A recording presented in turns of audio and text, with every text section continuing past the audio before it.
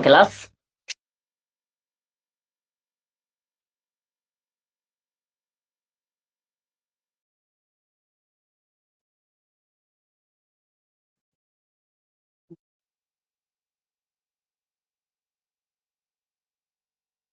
Good morning. क्या मेरी आवाज सुनाई दे रही है सही से सभी को?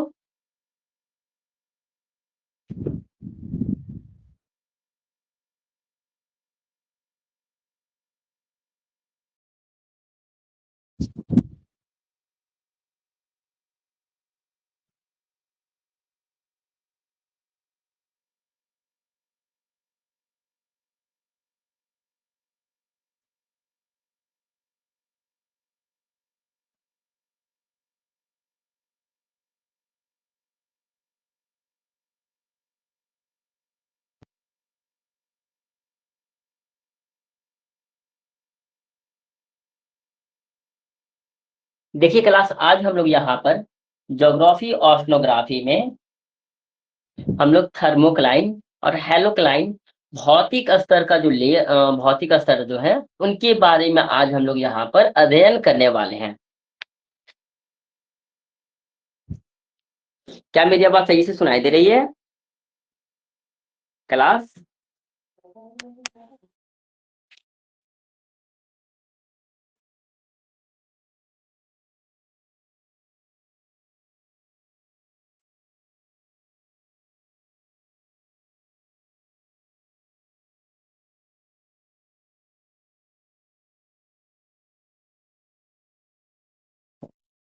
जी देखिए, आज हम लोग यहाँ पर थर्मोक्लाइन और हेलोक्लाइन भौतिक स्तर यहाँ के बारे में यहाँ पर अध्ययन करने वाले हैं।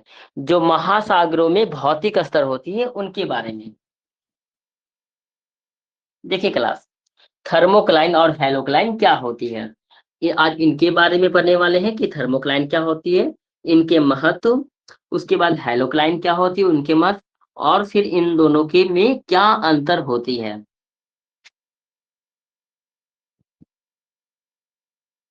क्या बात सुनाई दे रही सभी को?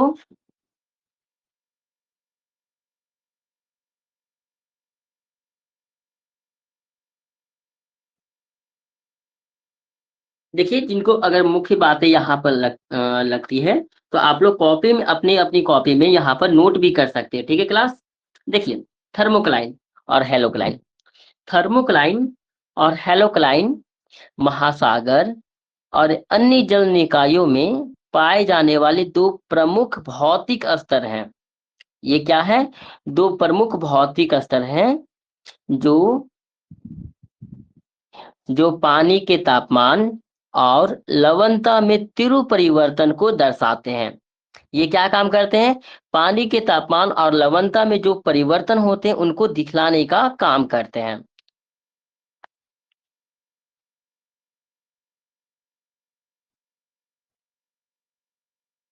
ये दोनों अवधारणाएं समुद्री विज्ञान का महत्वपूर्ण हिस्सा है।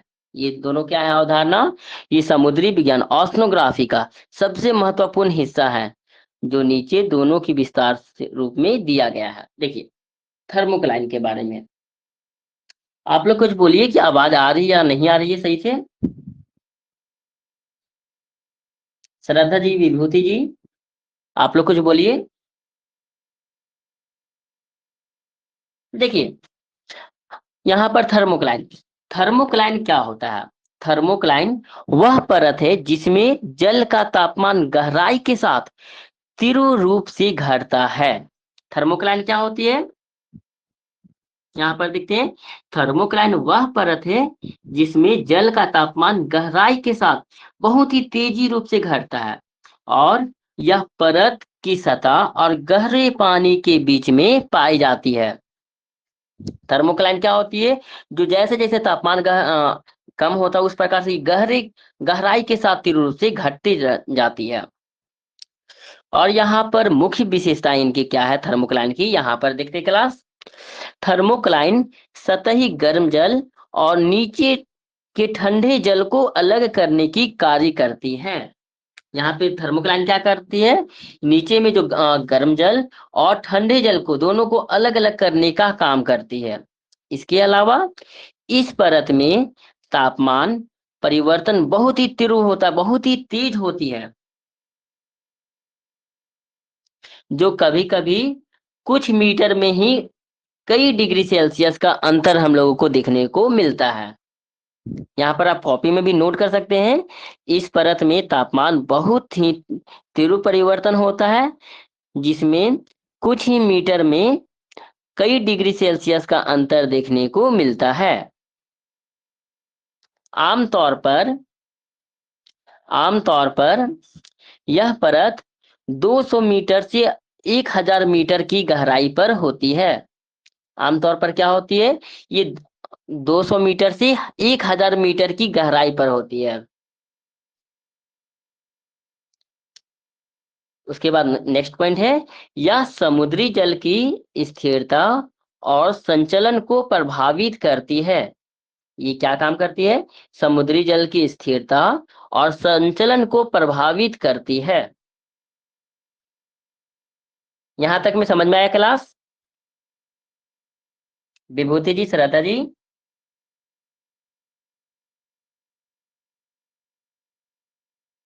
बताइए आप लोग, क्या समझ में आ रही है यहां तक में?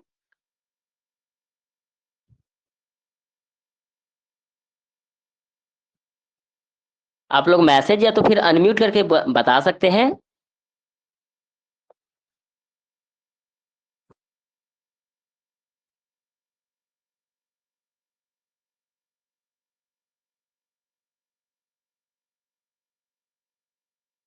क्या आवाज सही से आ रही है क्लास? देखिए, देखिए इनका महत्व क्या है। थर्मोक्लाइन समुद्री जीवन के वितरण को प्रभावित करता है। थर्मोक्लाइन क्या करता है, समुद्री जीवन के वितरण को प्रभावित करता है, क्योंकि कई जीव विशेष तापमान पर ही जीवित रह सकते हैं।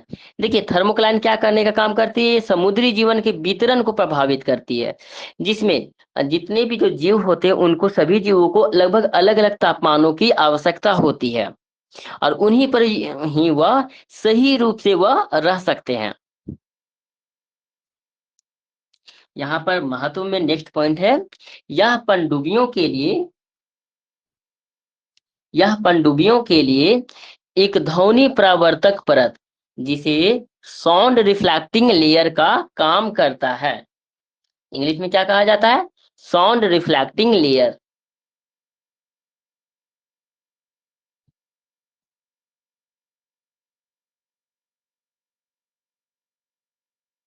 इंग्लिश में क्या बोलते हैं इसको, साउंड रिफ्लेक्टिंग लेयर।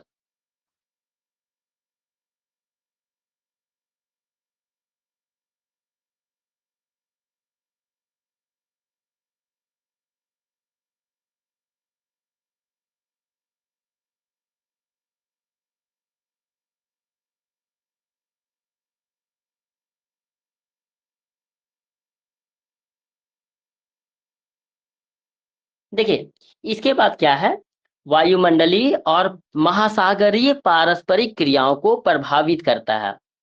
वायुमंडलीय और महासागरीय पारस्परिक क्रियाओं को प्रभावित करता है, जैसे एल नीनो और लानीना। यहाँ पर हम लोग पहले की क्लास में यहाँ पर हम लोग देखे थे कि एल नीनो क्या होता है। यहाँ पर एल नीनो और लानीना के बारे में हम लोग अध्ययन पहले भी कर चुके हैं। तो यहाँ तक में था क्या कि थर्मोक्लाइन के बारे में, थर्मोक्लाइन के बारे में जहां पर हम लोग विस्तृत रूप से जाने कि थर्मोक्लाइन क्या है। यह जल का तापमान गहराई के साथ जिस रूप से घटता जाता है, और यह पानी में अंतर देखने को मिलता है, जिसमें गर्म पानी और ठंडे पानी को अलग करने का काम करता है। ये कहाँ पर पाई जाती है, 200 मीटर से 1000 मीटर की गहराई पर यह पाई जाती है, देखने को इसको मिलता है। और इनका सबसे अधिक महत्व क्या है, इनका सबसे अधिक महत्व है साउंड रिफ्लेक्टिंग लेयर में यह काम करती, साउंड रिफ्लेक्टिंग लेयर में।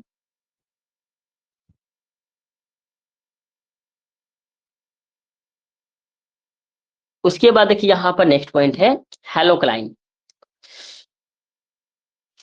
यहाँ पर क्या है, हेलोक्लाइन के बारे में यहाँ पे देखेंगे। हेलोक्लाइन। हेलोक्लाइन वह परत है जिसमें जल की लवणता गहराई के साथ तीव्रता से बदलती है। क्लाइन क्या करती है? ये जिस प्रकार से जल में लवणता होती है, सैलिनिटी जिसे कहा जाता है, नमक की मात्रा, ये जिस प्रकार से होती है उसके अनुसार यह बहुत ही जल्दी से बदलता है।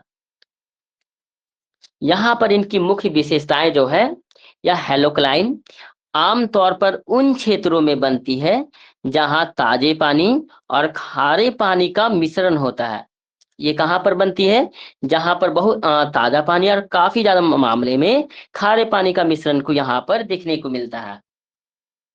जैसे ध्रुवीय क्षेत्रों और मुहाने में, ध्रुवीय क्षेत्रों में और मुहाने में ये देखने को मिलता है। मुहाना किसे कहा जाता है? जहां पर खारा पानी और मीठा पानी दोनों होते हैं, वहां उसे ही कहा जाता है मुहाने। देखिए, उसके बाद यहाँ पर नेक्स्ट पॉइंट है। यहाँ तक समझ में आई है क्लास? सभी लोग बताइए, यहाँ तक समझ में आई है? हेलोक्लाइन क्या होता है, सभी लोग को समझ में आया? हेलोक्लाइन किस प्रकार से अपने साथ में तीव्रता से बदलती है?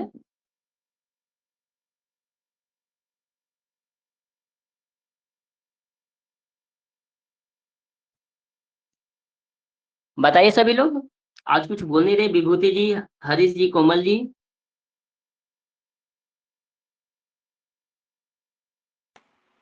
आ गए समझ में सर। देखिए, देखिए इसकी मुख्य विशेषता में सेकेंड पॉइंट है यहाँ पर, सतह पर वर्षा या नदियों का मीठा पानी होने से लवणता कम होती है। लवणता कब कम होगी? जब सतह पर मीठा पानी अधिक मात्रा में होगा और गहराई में समुद्री जल की लवणता अधिक होती है। जिस प्रकार से गहराई में समुद्री जल की लवणता अधिक होगी, वहां पर हम लोगों को मीठा पानी देखने को मिलेगा। यह परत लवणता के तीव्र अंतर की वजह से स्पष्ट रूप से पहचानी जाती है। ये कैसे हम लोग पहचान सकते हैं? जब इसमें लवणता की मात्रा काफी अधिक मात्रा में होती है, तब हम यह पहचानते हैं कि हाँ, यह हेलोक्लाइन, यह सतह है। इनके महत्व क्या है? इनके महत्व क्या है? यह समुद्री जल के घनत्व को प्रभावित करती है। यह सबसे अधिक मात्रा में क्या करती है? ये समुद्री जल के घनत्व को प्रभावित करने का काम करती है, जिसमें महासागरीय धाराओं को का निर्माण होता है। जिसमें महासागर की धाराओं का निर्माण होता है, या इनके लिए यह काफी महत्वपूर्ण है। और यहाँ पर सेकेंड पॉइंट है, समुद्री पारिस्थितिकी तंत्र पर इसका काफी गहरा प्रभाव देखने को मिलता है। क्योंकि देखिए, अगर लवणता अधिक मात्रा में होगी तो यहाँ पर जितने भी जीव ये सब रहते हैं, तो उनको काफी ज्यादा असर यहाँ पर देखने को मिल सकता है। क्योंकि सभी जीवों में लवणता लवणता को शामिल करने, यहाँ पर लवणता को ये सभी लोग बर्दाश्त नहीं कर पाते हैं, जिस कारण से यहाँ पर हम लोग को इसका काफी गहरा प्रभाव देखने को मिल सकता है। और यह देखने को मिलता है यहाँ पर, पानी की ऊर्ध्वाधर संचलन को सीमित भी कर सकता है। जो पानी को काफी जो तेज बहती है, इसको सीमित करने का भी काम कर सकता है। यहाँ पर देखिए, थर्मोक्लाइन और हेलोक्लाइन में मुख्य जो अंतर है,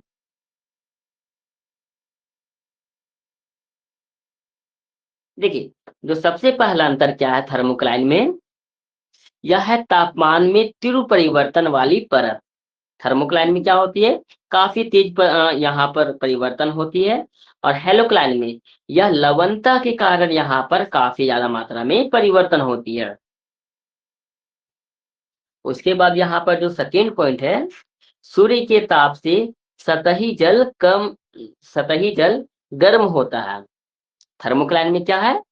जैसा कि यहाँ पर देखने को मिल रहा है, सूर्य के तापमान से सतही जल गर्म होता है। और वही जो हेलोक्लाइन है, यहाँ पर सतही जल में ताजे पानी की उपस्थिति या वाष्पीकरण होती है।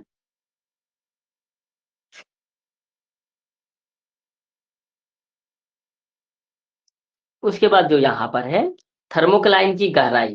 थर्मोक्लाइन की गहराई कहाँ तक देखने को मिलती है? 200 से 1000 मीटर तक के बीच में देखने को मिलती है। 200 से 1000 मीटर। और वही जो हेलोक्लाइन है, वो जो सतह का जो सामान्य सतह है, उनके नीचे ये देखने को मिलती है हेलोक्लाइन। उनके बाद यहाँ पर प्रभाव को देखते हैं। इनका में क्या थर्मोक्लाइन में क्या प्रभाव पड़ती है? ये तापमान संचरण को रोकता है। और हेलोक्लाइन क्या करता है? लवणता संचरण को रोकता है। और इनके क्षेत्र क्या है? थर्मोक्लाइन कहाँ पर देखने को मिलता है? ये समुद्र में देखने को मिलता है।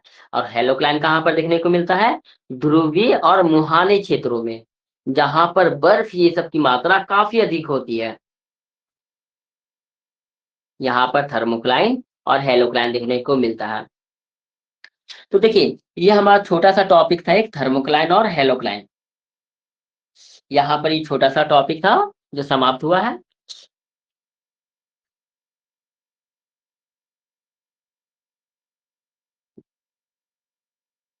इनमें किन्हीं को डाउट है क्या क्लास?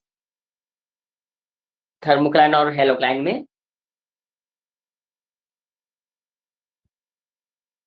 क्लास, यहाँ पर किन्हीं को कुछ डाउट है?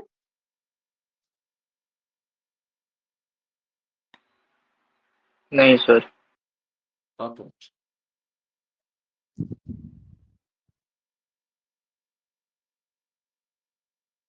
विभूति जी, क्या आप इनके बारे में पहले देख चुके थे क्या क्लास में? क्योंकि ये बहुत ही काफी पहले क्लास में करवाया गया था, तो इसको यहाँ पर रिकैप करवाए हैं।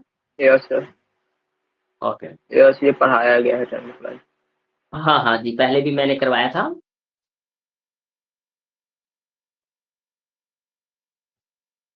देखिए, यहाँ पर एक अब नई टॉपिक को यहाँ पर लेते हैं।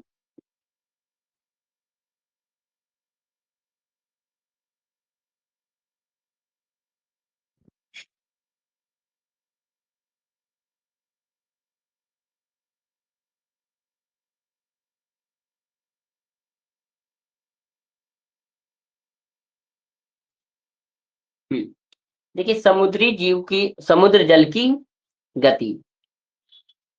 यहाँ पर देखेंगे समुद्र जल की गति में ज्वार भाटा क्या होते हैं, तरंग क्या होते हैं, समुद्री धाराएं किस प्रकार से आती है, इनके बारे में यहाँ पर अध्ययन करेंगे।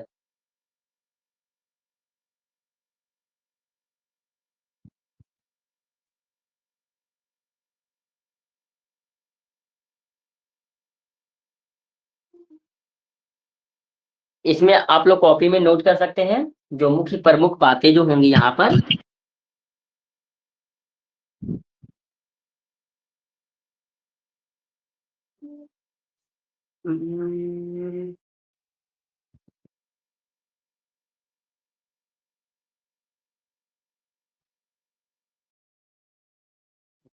हाँ जी कोमल जी, देखिए आप जो बोल रहे हैं कंटिन्यू क्लास, तो देखिए जो हमारा जो डेमो क्लास होता है उसमें भी एक टॉपिक को लिया जाता है जिसको पूरा करवाया जाता है। जैसे कि अभी तक हम लोगों ने जो भी टॉपिक को देखा, हिमाचल प्रदेश, जम्मू कश्मीर, इसके बाद भी हम लोगों ने काफी टॉपिकों को देखा है। यहाँ पर जो टॉपिक को लिया जाता है उसको समाप्त करवाया जाता है। यहाँ पर आज हम दो छोटी टॉपिक को लिए हैं, क्योंकि आज मेरी क्लास दरअसल थी नहीं, जो अचानक मेरे को मिले, तो मैं फिर भी यहाँ पे क्लास को ऐसा क्लास को ले रहे हैं।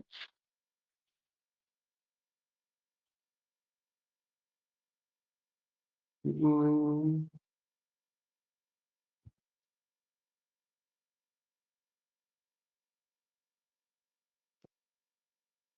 क्या बोलना चाह रहे हैं कोमल जी? आप क्या अनम्यूट करके बोल सकते हैं?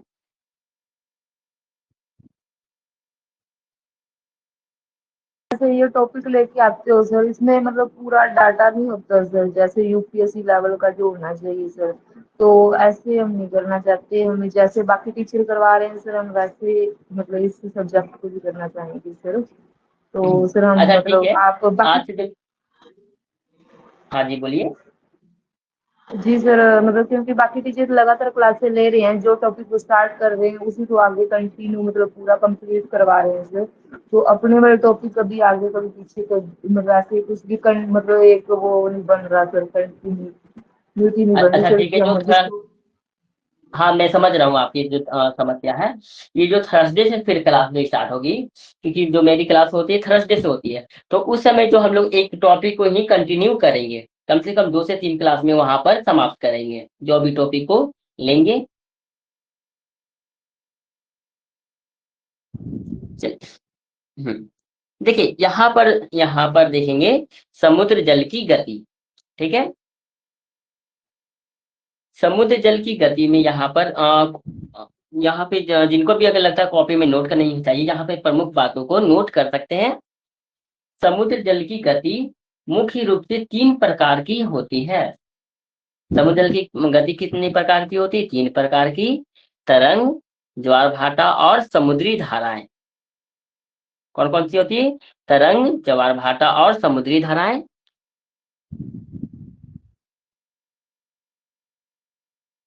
पहला है तरंग। तरंग देखिए क्या होती है, हवा के दबाव और घर्षण से समुद्र की सतह पर उत्पन्न होती है। तरंग क्या होती है? हवा के दबाव और घर्षण से समुद्र की सतह पर उत्पन्न होती है। इनकी गति और ऊंचाई हवा की गति, दूरी और समय पर निर्भर करती है। तरंग क्या होती है? ये हवा के दबाव और घर्षण से समुद्र की सतह पर से ये उत्पन्न होने लगती है, और इनकी गति, ऊंचाई, हवा की गति, दूरी और समय पर ही यह तरंगें निर्भर करती है। सेकेंड पॉइंट, ज्वार भाटा। ज्वार भाटा क्या होती है? चंद्रमा और सूर्य की गुरुत्वाकर्षण शक्ति के कारण समुद्र जल का नियमित उतार चढ़ाव। ज्वार भाटा क्या होती है? चंद्रमा और सूर्य की गुरुत्वाकर्षण शक्ति के कारण समुद्र जल का नियमित उतार चढ़ाव या प्रतिदिन 2 बार उच्च जवर और निम्न जवर में हम लोग को देखने को मिलता है। देखिए ज्वार भाटा क्या होती है? समुद्र में गुरुत्वाकर्षण बल के कारण एक सुबह में और ये रात में हम लोग को देखने को मिलता है। जब ज्वार जब ऊपर जो उठती है उसे ज्वार कहा जाता है, और जो नीचे की ओर जाती है उसे क्या कहा जाता है? भाटा कहा जाता है।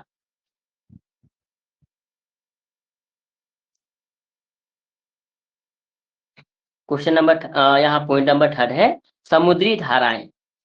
समुद्र में जल का बड़े पैमाने पर प्रवाह जो हवा, तापमान, लवणता और पृथ्वी की घूर्णन गति से प्रभावित होती है। समुद्री धारा किस प्रकार से उत्पन्न होती है? ये हवा, तापमान, लवणता और पृथ्वी की घूर्णन गति से प्रभावित होती है। ये सर सतह, हाँ जी बोलिए। सर ये ज्वार और भाटा जो है ये कब उत्पन्न होती है सर? और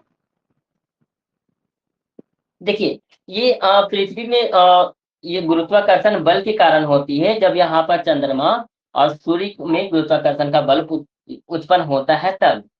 जैसे इसमें क्या होता है, ज्वार भाटा में ये गुरुत्वाकर्षण बल के कारण पानी का जो स्तर है उसमें उतार और चढ़ाव देखने को मिलता है।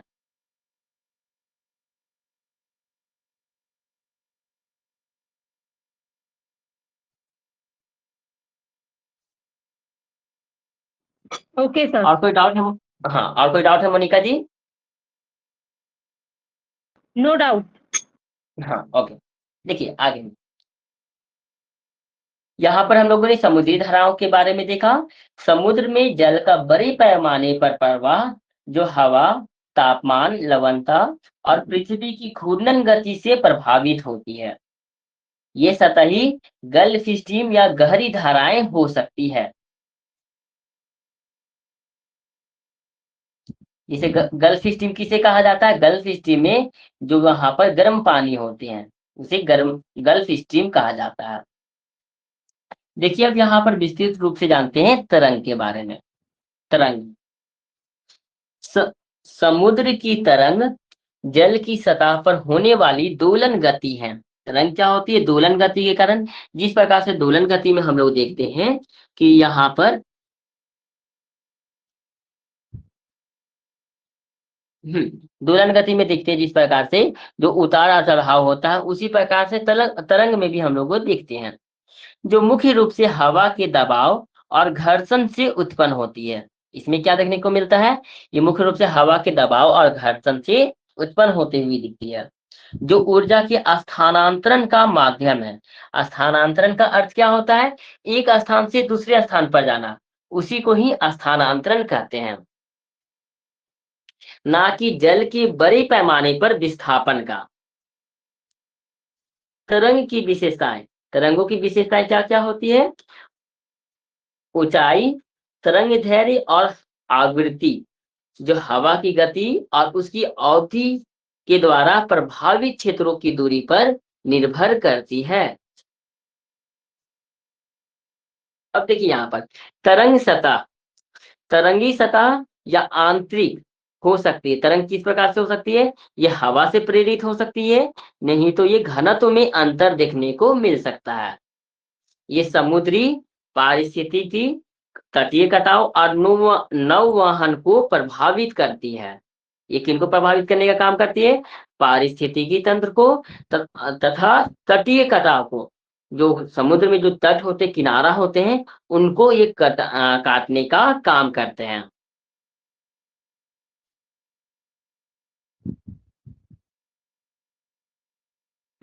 उसके बाद है यहाँ पर ज्वार भाटा। ज्वार भाटा समुद्र के जल स्तर का उतार चढ़ाव है। ज्वार भाटा क्या होती है? समुद्र का उतार और चढ़ाव होती है, जो मुख्य रूप से चंद्रमा और सूर्य के बीच गुरुत्वाकर्षण बल के कारण होता है। यहाँ पर कॉपी में आप लोग नोट कीजिएगा ज्वार भाटा के बारे में। यह समुद्र के जल स्तर का उतार और चढ़ाव है, जो मुख्य रूप से चंद्रमा और सूर्य के बीच गुरुत्वाकर्षण बल के कारण होता है।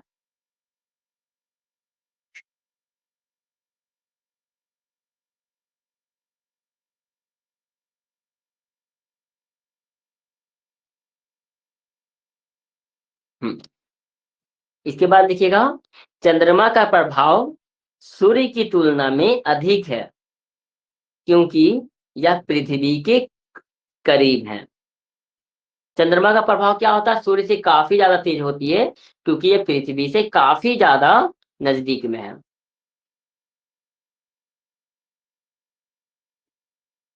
जिससे जल की गति में महत्वपूर्ण भूमिका निभाता है, जिसे जल की गति में महत्वपूर्ण भूमिका निभाता है।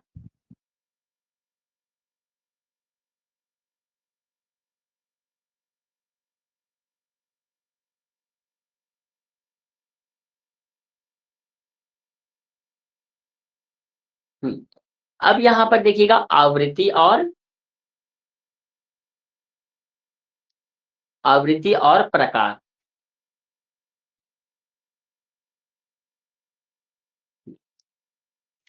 यह प्रक्रिया दिन में 2 बार नियमित रूप से होती है। यह प्रक्रिया दिन में 2 बार नियमित रूप से होती है, जिसमें जल का बढ़ना और घटना शामिल है। देखिए, बढ़ना को क्या कहते हैं? ज्वार, और घटना को क्या कहते हैं? भाटा कहते हैं। कुछ स्थानों पर, जैसे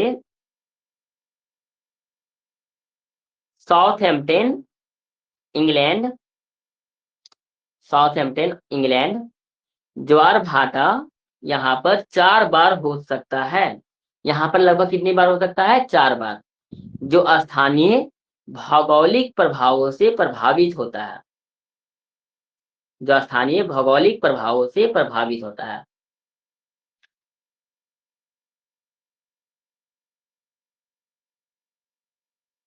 देखिए, यहाँ पर हम लोगों ने आवृत्ति और प्रकार के बारे में देखा। उसके बाद यहाँ पर देखेंगे कि कारण और प्रभाव, ये किन कारणों से होते हैं और इनका क्या क्या प्रभाव होता है। यहाँ तक में किन्हीं को कुछ डाउट है क्या क्लास? No sir. ओके, देखिए, कारण और प्रभाव।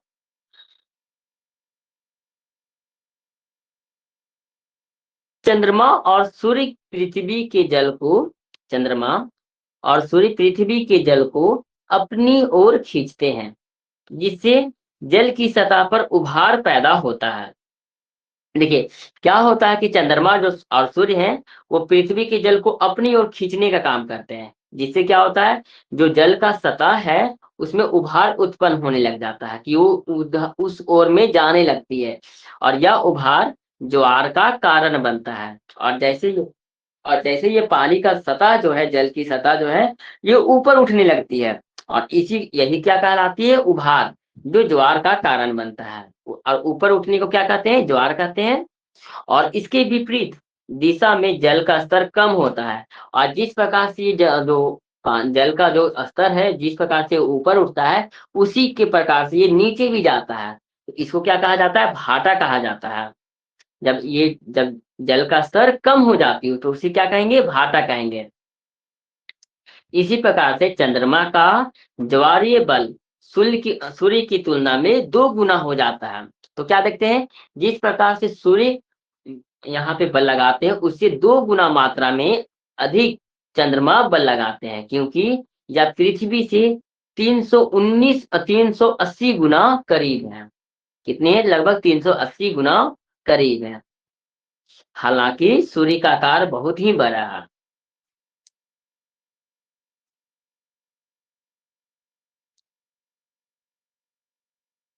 उच्च और निम्न ज्वार की स्थिति, ये किस प्रकार से उच्च और निम्न ज्वार की स्थिति उत्पन्न होती है। उच्च ज्वार यहाँ पर जो है, उच्च और निम्न ज्वार की स्थिति। उच्च ज्वार यह अमावस्या और पूर्णिमा के दौरान में देखने को मिलता है। ये कब देखने को मिलता है, अमावस्या और पूर्णिमा के दौरान में।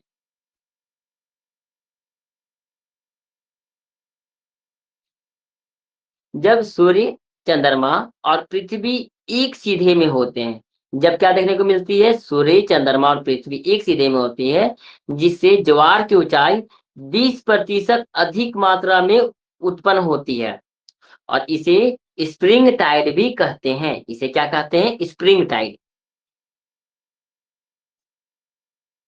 यहाँ पर ये अंडरलाइन किया हुआ है, इसको भी आप कॉपी में लिख सकते हैं कि स्प्रिंग टाइड किसे कहा जाता है।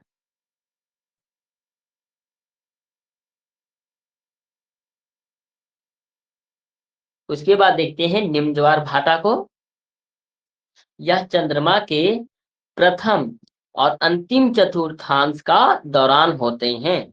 ये कब होते हैं, जब चंद्रमा के प्रथम और अंतिम चतुर्थांश होता है तब होते हैं, जब सूर्य और चंद्रमा की गुरुत्वाकर्षण शक्ति विपरीत दिशाओं से कार्य करती है, जिससे ज्वार की ऊंचाई 20% कम हो जाती है। इसे नीप टाइड कहा जाता है। इसे क्या कहा जाता है, नीप टाइड।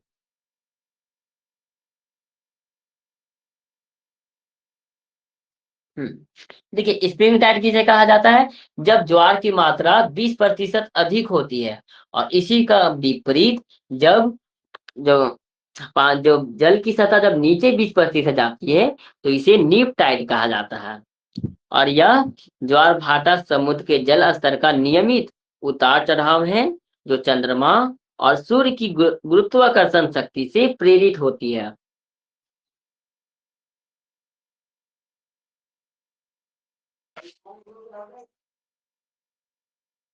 सूर्य की गुरुत्वाकर्षण शक्ति से प्रेरित होती है। यह दिन में 2 बार होता है, जिसमें जल का बढ़ना ज्वार और घटना भाटा कहलाती है। देखिए क्लास, आज हम लोगों ने इसके बारे में देखा, समुद्र जल की गति, जल की गति में तरंग, ज्वार भाटा और समुद्री धाराएं के बारे में। यहाँ पर किन्हीं को कुछ डाउट है क्या class? No doubt sir. Okay,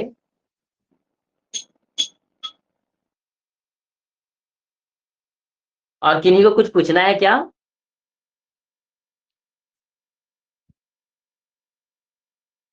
sir हाँ जी बोलिए। क्वेश्चन था एक, हाँ जी समुद्र बोलिए। विज्ञान की शुरुआत किसने की थी? समुद्र विज्ञान की शुरुआत, हाँ, हाँ, किसने की थी? अच्छा, इनके बारे में तो देखना पड़ेगा एक बार, क्योंकि यस सर।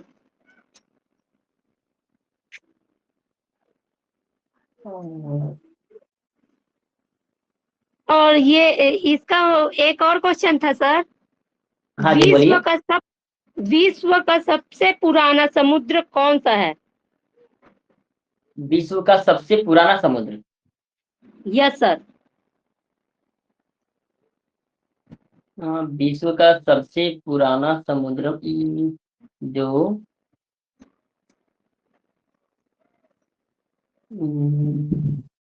एक मिनट, इसकी उससे सब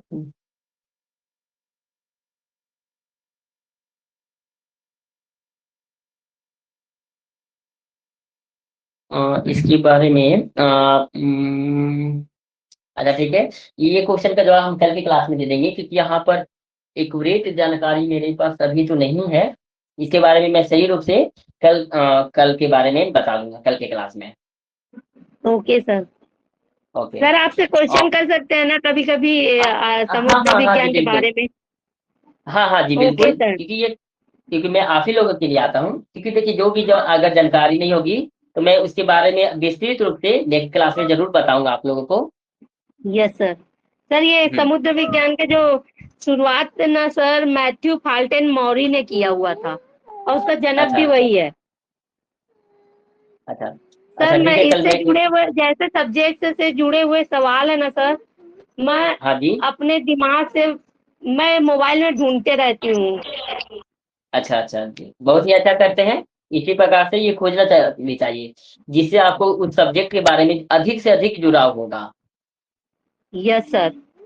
हम्म। और भी कोई अगर प्रश्न है तो बताइए, अगर मैं अभी नहीं जवाब देता हूँ तो मैं बिल्कुल नेक्स्ट क्लास में सभी का ठीक है प्रश्नों ना का सर, जवाब। अभी जो जी सेकंड जो क्वेश्चन है उसका आंसर कल बता दीजिएगा, फिर कल हाँ हम हाँ और जी जब नए क्वेश्चन ढूंढ के लाएंगे आपके लिए। हाँ हाँ बिल्कुल। इससे क्या हुआ कि मेरे भी नॉलेज में अधिक जानकारी आएगी। चलिए बहुत ही अच्छा। यस सर, आपके साथ साथ हम अगर आपसे क्वेश्चन कर रहे सर आप आंसर बताएंगे तो ये है कि हम हमारे माइंड में वो बैठ जाएगा कि आप बताते रहोगे तो उतना समय हाँ वो हाँ भूलेंगे नहीं हम लोग। हाँ मोनिका जी बिल्कुल। Thank you so much sir, कल और नया टॉपिक नया क्वेश्चन लेके आएंगे हम। हाँ हाँ बिल्कुल, जो भी आपके माइंड में जो भी प्रश्न आते हैं वो बिल्कुल यहाँ पर पूछिए, क्योंकि जो हम लोग ओके आते हैं सर। यहाँ पर आप ही लोगों के लिए आते हैं। ओके थैंक यू और सर। कोमल जी का, हाँ जी ओके, और कोमल जी का जो कहना था कि यहाँ पर विस्तृत रूप से जो मेरा जो टॉपिक होता है, यहाँ पर कुछ दिन से देखिए डेमो क्लास चल रही थी, तो यहाँ पर अब डेमो क्लास खत्म होगी, और जो थर्सडे से जब यहाँ पर क्लास चलेगी तो विस्तृत रूप से एक ही जो चैप्टर है, एक जो टॉपिक है, उसकी यहाँ पर 2 से 3 क्लास आएगी। ठीक है कोमल जी, और भी कुछ आपका डाउट था क्या? हाँ ये मैं भी पूछ रही थी सर, अभी मतलब 3 दिन का आपका तो क्लास रहता ही है, गुरुवार से हाँ जी शनिवार। ये अभी हाँ मोनू जी सर का क्लास है, मोनू सर नहीं आ रहे इसलिए आए हैं क्या सर? हाँ हाँ जी, मैं इसीलिए आज आया था, उनका थोड़ा अच्छा इमरजेंसी हो गया ओके था सर। इसलिए। ओके हाँ। कोई बात नहीं सर, थैंक यू सर। हम्म।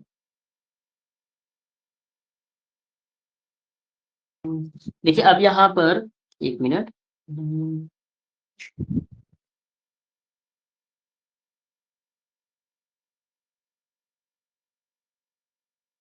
देखिए यहाँ पर पिछले क्लास में जो हिंद महासागर में हम लोगों ने अध्ययन किया था, उसके बारे में फिर से यहाँ पर एक पीडीएफ को अपलोड करते हैं, ठीक है, जो एमसीक्यू प्रश्न है उनके बारे में। तो क्या आप लोग सभी को रेडी है क्या, तैयार है इसके लिए? Okay sir. ओके।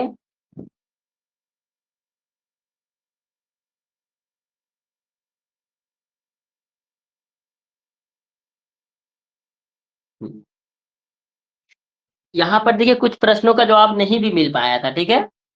एक मिनट, ये तो आंसर पीडीएफ है।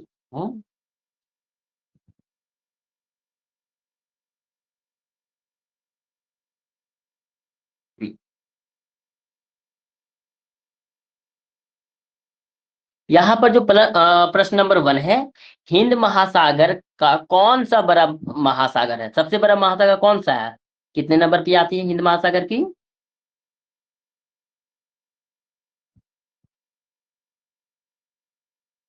सभी लोग इसका उत्तर बताइए। हम्म। क्वेश्चन 1 का बी। और सभी लोग बताइए यहाँ पर उत्तर। Option C. हाँ बिल्कुल, यहाँ पर 1 का बी नहीं होगा। यहाँ पर तीसरा नंबर पर हिंद महासागर कितने नंबर पर आते हैं? तीसरा नंबर पर आते हैं।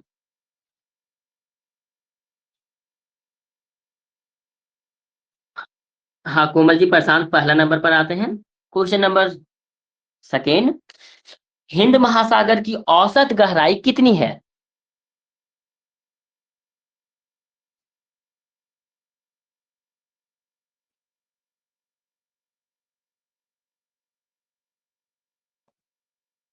हिंद महासागर की औसत गहराई कितनी है?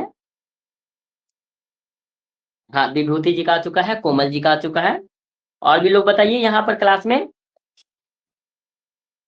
मोनिका जी, सरदा जी, आप लोग भी बताइए।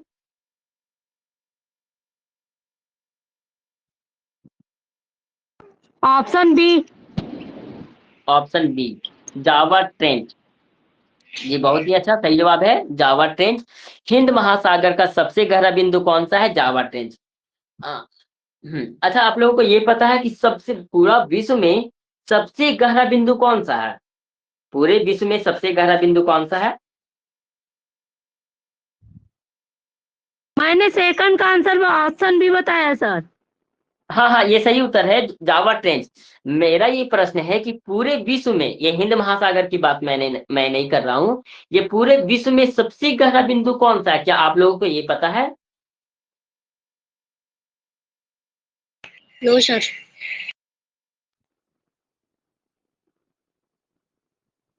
Option A. हाँ, मरियाना गर्त, जिसे इंग्लिश में ट्रेंच कहा जाता है। मरियाना गर्त विश्व की सबसे इसको गहरी बिंदु है। ये आप बताए भी थे सर, और इसको सर्वेश हाँ सर ने भी बताया हुआ था। अच्छा अच्छा। क्वेश्चन नंबर 4, हिंद महासागर के किनारे कौन सा महाद्वीप नहीं है? ऑप्शन ए यहाँ पर है Africa, option B Asia, option C दक्षिण America, option D Australia.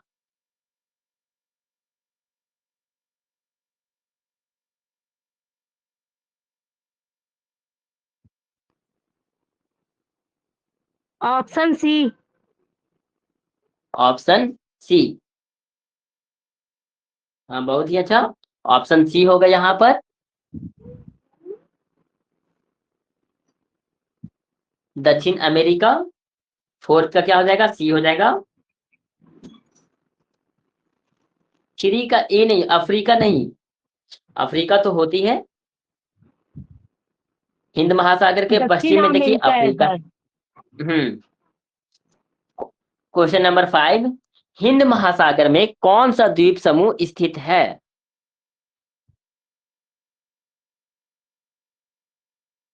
Option B.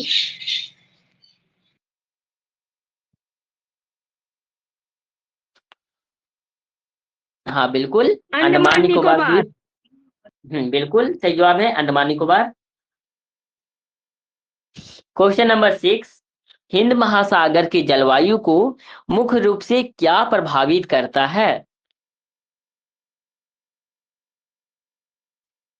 Monsoon Hind हवाएं। महा हाँ ऑप्शन बहुत बी। ही अच्छा, हाँ बहुत ही अच्छा सरथा जी, मानसून हवाएं। क्योंकि ये क्वेश्चन नंबर तीनों 7, समझ में आ रहा है सर, ये गलत ही है। हाँ जो गल्फ स्ट्रीम है, लेब्राडोर धारा है, क्यूरोसियो धारा है, ये यहाँ पर नहीं है। क्वेश्चन नंबर 7, हिंद महासागर में ग्रीष्म मानसून कब सक्रिय होते हैं? हिंद महासागर में अक्टूबर दिसंबर। अक्टूबर दिसंबर। और सभी बताइए, विभूति जी, श्रद्धा जी, आप लोग भी बताइए।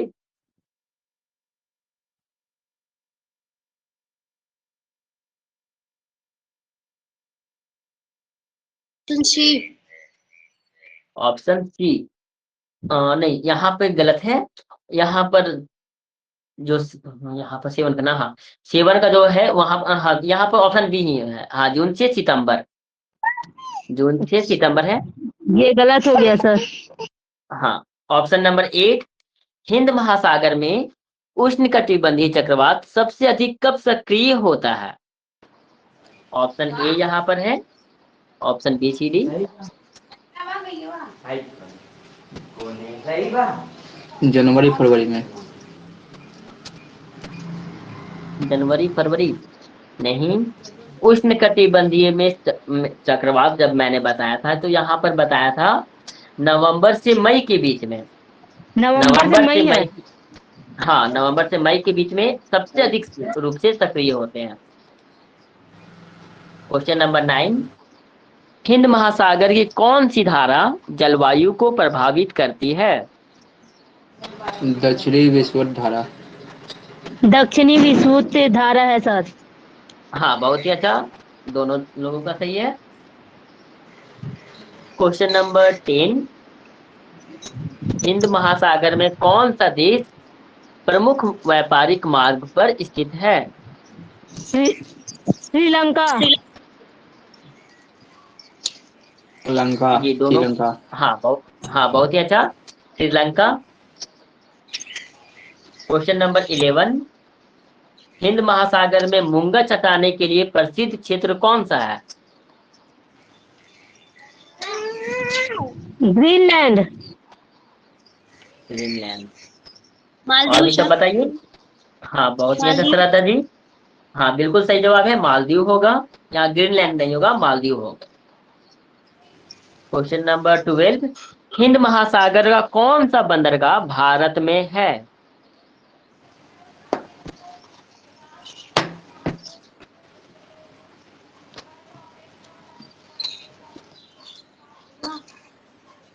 पूरा ऑप्शन दिखाइए सर। हाँ जी। ऑप्शन नहीं दी। हाँ मुंबई। मुंबई। हाँ, बिल्कुल मुंबई सही जवाब है। क्वेश्चन नंबर 13, हिंद महासागर में जैव विविधता के लिए कौन सी प्रजाति प्रसिद्ध है? Option A. Panda. Panda. Panda sir. Panda. नहीं, यहाँ पर गलत है। यहाँ पर जो ऑप्शन है वह है ग्रीन डुगोंग। भालू। नहीं, यहाँ पर ऑप्शन डुगोंग होंगे। डुगोंग का अर्थ क्या होता है? समुद्री गाय। डुगोंग का अर्थ क्या होता है? समुद्री गाय। Question number yes 14, sir. हिंद महासागर में तेल परिवहन का कौन सा मार्ग महत्वपूर्ण है?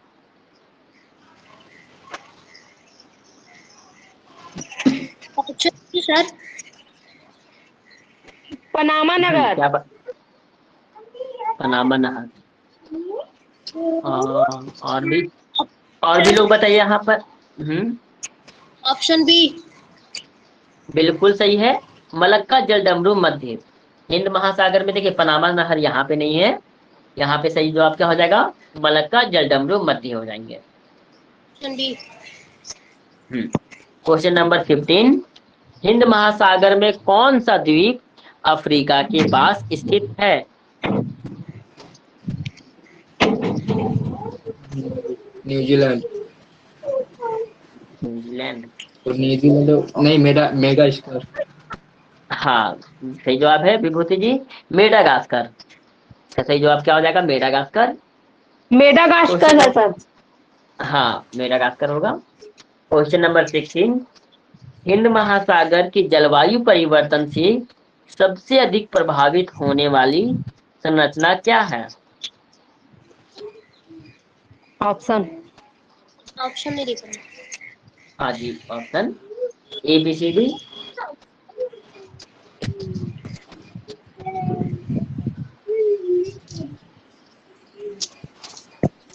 हिमनद। इसका जो सही उत्तर इसका सही उत्तर जो है ऑप्शन नंबर बी होंगे, मूंगा चट्टाने। Okay sir. महासागर सबसे अधिक कौन होते हैं प्रभावित? मूंगा चट्टाने। क्वेश्चन नंबर 17, हिंद महासागर में कौन सी समस्या प्रमुख पर्यावरणीय चुनौती है?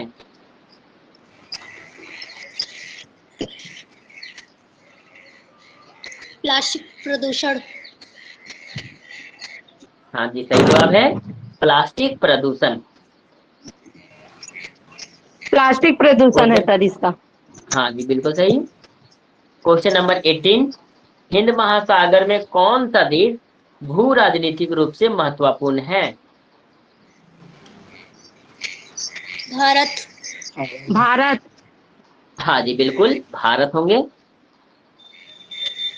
हिंद महासागर में मछली पकड़ने का कौन सा क्षेत्र प्रसिद्ध है?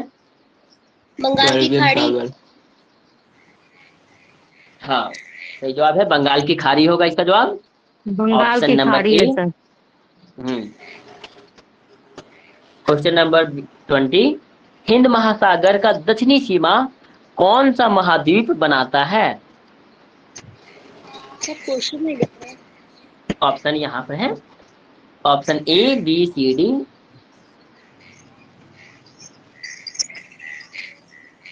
अंटार्कटिक। अंटार्कटिका। Antarctica sir. और सभी लोग बताइए। सर दक्षिण अर्कांटिका। हाँ बिल्कुल विभूति जी, अंटार्कटिका होगा यहाँ पर। 40 से 50 डिग्री।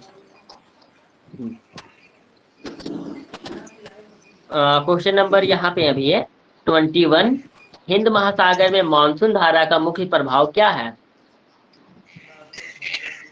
तापमान में कमी। यहाँ पर क्या होगा सही जवाब? तापमान में कमी। तापमान में कमी नहीं, यहाँ पर जो है वर्षा हिंट है। पैटर्न। नहीं वर्षा पैटर्न क्यों? क्योंकि यहाँ पर बताया था कि यहाँ पर मानसूनी हवाएं चलते हैं, तो मानसूनी हवाएं के चलते यहाँ पर वर्षा पैटर्न होते हैं। तो सर तापमान भी तो हो सकता है।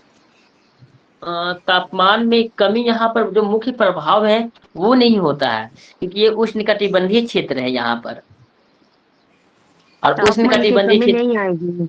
हाँ यहाँ पर उष्णकटिबंधीय क्षेत्र है हिंद महासागर में, तो जिस कारण से यहाँ पर पानी काफी अधिक मात्रा में आती है। Question number 22, question number 22, Hind महासागर में कौन सा द्वीप पैटर्न कौन सा द्वीप पर्यटन के लिए प्रसिद्ध है? आइसलैंड। Option B Iceland. यहाँ पर जो है पर्यटन के लिए वो आइसलैंड नहीं है, सेशेल्स है, यहाँ पर सेशेल्स है। क्वेश्चन नंबर 23, हिंद महासागर में समुद्री तापमान सामान्यतः कितना रहता है? Option B.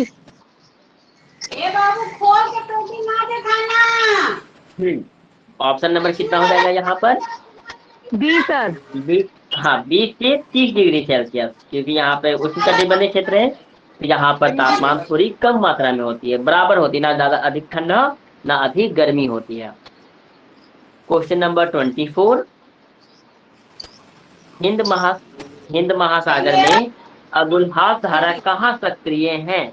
ऑप्शन यहाँ पर है, अगुलहास धारा भारत के पास।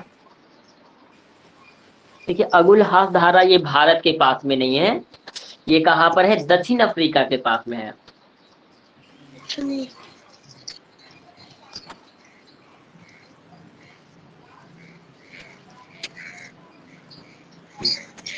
क्वेश्चन नंबर 25, हिंद महासागर में कौन सा समुद्री जीव प्रमुख रूप से पाया जाता है? Option A. Option A whale shark. और सभी लोग बताइए।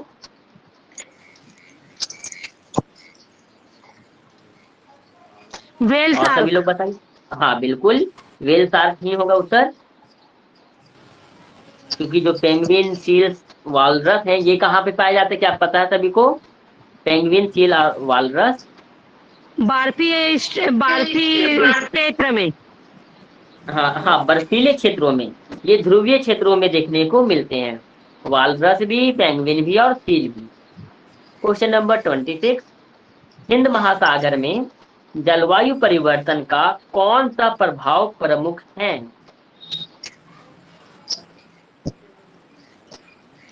Option A sir. ऑप्शन ए हिमनदों का बनना। हाँ, और सभी लोग बताइए इसका उत्तर 26 नंबर। हिम नदों में बनना है सर। इसका जो सही उत्तर है ऑप्शन नंबर बी होगा। हिमनदों का बनना नहीं, हिमनद कहाँ पे बनते हैं? जहां पर हिमालय ये सब होते हैं, बर्फ की मात्रा अधिक होती है। और ये बार बार बता रहे हैं ये उष्णकटिबंधीय क्षेत्र है, तो यहाँ वर्षा अधिक होगी। वर्षा अधिक होगी तो क्या होगा? समुद्र स्तर में वृद्धि देखने को मिलेगी।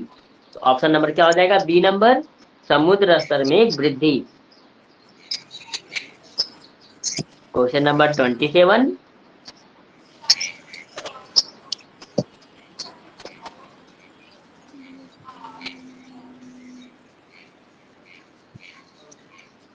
हिंद महासागर में कौन सा जल डमरू मध्य पूर्व और एशिया को जोड़ता है?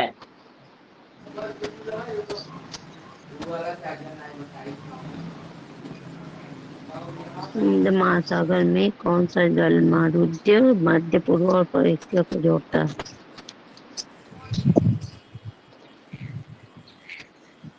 Sir option B. बहुत ही अच्छा। हॉर्मुज जल डमरू मध्य, बहुत ही अच्छा। ऑप्शन बी है सर। हाँ बिल्कुल, ऑप्शन बी होगी। Question number 28। हिंद महासागर में कौन सा क्षेत्र तेल और गैस संसाधनों के लिए जाना जाता है?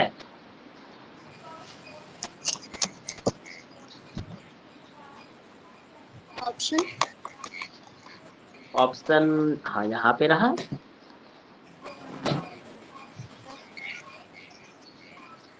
ऑप्शन ए अरब सागर।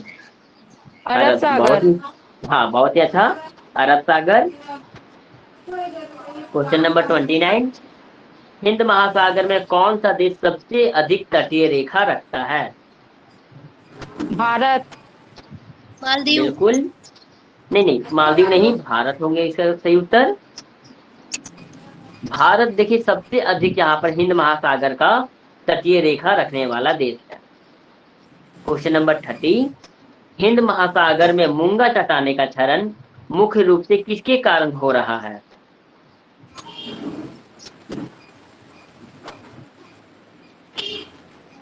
सर ऑप्शन नंबर बी समुद्री अम्लीकरण। समुद्री अम्लीकरण। हाँ बिल्कुल सही, समुद्री अम्लीकरण।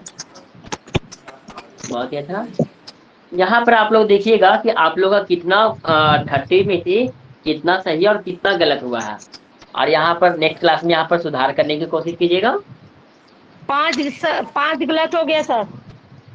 अच्छा चलिए, बहुत ही अच्छा।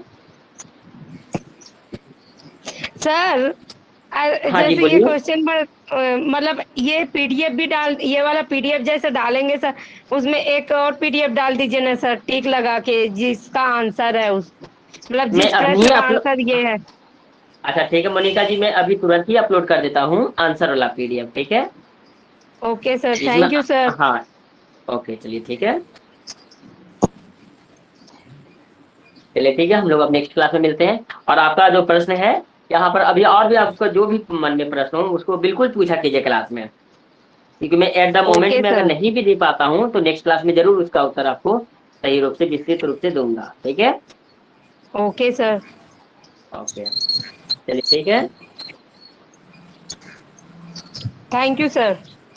हाँ ओके, अभी मैं अपलोड कर देता हूँ आंसर वाला पीडीएफ भी, ठीक है? Yes sir. ओके। तो लास्ट क्लास में हमने जो टॉपिक स्टार्ट किया था वो था आपका प्लेट टेक्टोनिक थ्योरी या प्लेट विवर्तन का सिद्धांत।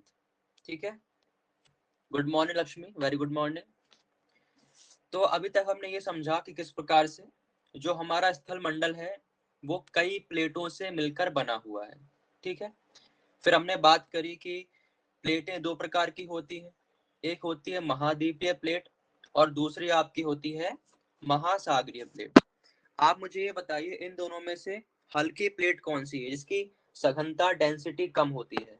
आंसर करिए।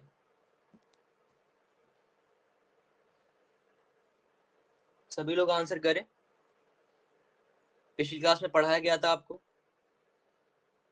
सर क्वेश्चन एक बार रिपीट करिए। महाद्वीप प्लेट या फिर महासागरीय प्लेट, इन दोनों में से कौन सी प्लेट हल्की होती है,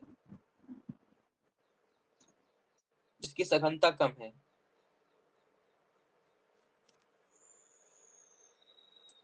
बताइए, नहीं याद आ रहा है क्या? महासागरीय।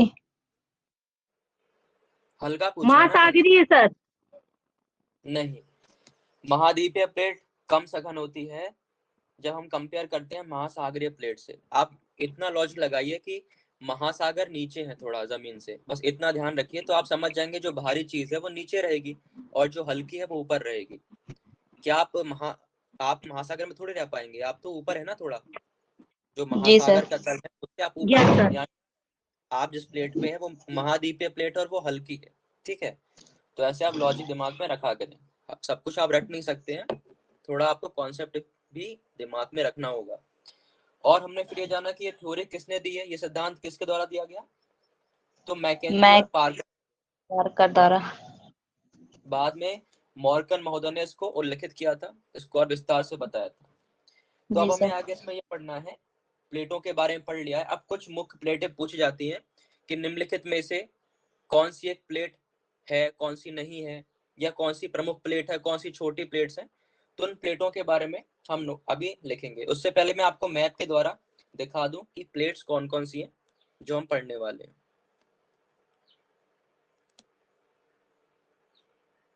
रिवीजन करते रहा करिए, ठीक है। जैसे सवाल पूछा मैंने आपको इतना टाइम लग गया, जबकि बहुत इजी क्वेश्चन था।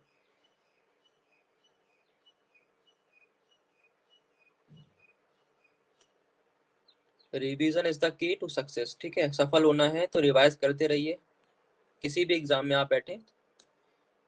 ये देखिए आपके सामने ये है इमेज, यहाँ पर जो आपको बाउंड्रीज दिख रही हैं ये एक प्लेट की सीमा है। कई सारी प्लेट हैं, उनके क्या है बाउंड्रीज है। जैसे कि हम बात करते हैं, सबसे पहले यहाँ देखेंगे आप, लिखा है फिलीपींस, लिखा है फिलीपींस।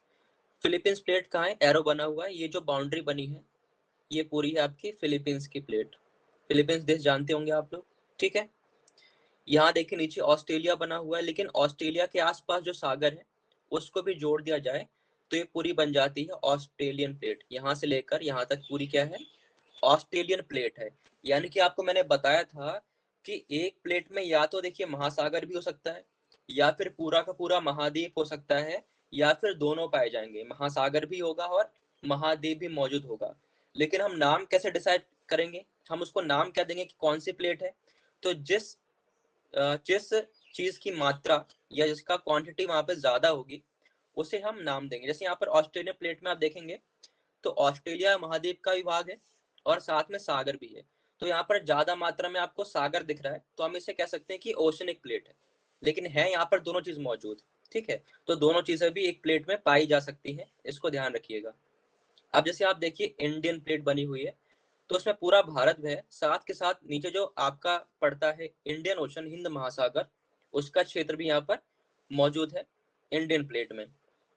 ऊपर है यूरेशियन प्लेट, इसका विस्तार देखिए यहाँ से लेकर पूरा ये आपके प्रशांत महासागर के समुद्र से लेकर पूरा ये आपका एशिया महाद्वीप कवर करता है। नीचे यहाँ जितने भी आइलैंड्स हैं, इंडोनेशिया वगैरह, फिलीपींस, ठीक है, जापान, इस प्रकार से ये जाता है यहाँ तक। तो इतना बड़ा क्षेत्र है यूरेशियन प्लेट का। फिर आते हैं अफ्रीका के बारे में देखते हैं। तो अफ्रीका में भी देखेंगे आप तो यहाँ पे समुद्र का हिस्सा भी है इसके प्लेट में और महाद्वीप का हिस्सा भी है, ठीक है। ये अफ्रीकन प्लेट है, पूरी बाउंड्री बनी हुई है इसकी। यहाँ पर आएंगे तो नॉर्थ अमेरिका की प्लेट है जिसमें कि समुद्र का भाग भी है और महाद्वीप का भाग भी है। नीचे आएंगे साउथ अमेरिका, यहाँ भी जो है कॉन्टिनेंट है, साथ ही साथ महासागर भी है, ठीक है। फिर आते हैं नस्का प्लेट, यहाँ पर सिर्फ क्या है, सिर्फ महासागर है, ठीक है। उसके बाद कोकोस प्लेट है यहाँ पर छोटी सी, यहाँ पर ये कोकोस प्लेट है। यहाँ जाएंगे तो कैरिबियन प्लेट मिलेगी ऊपर आपको प्रशांत महासागर में।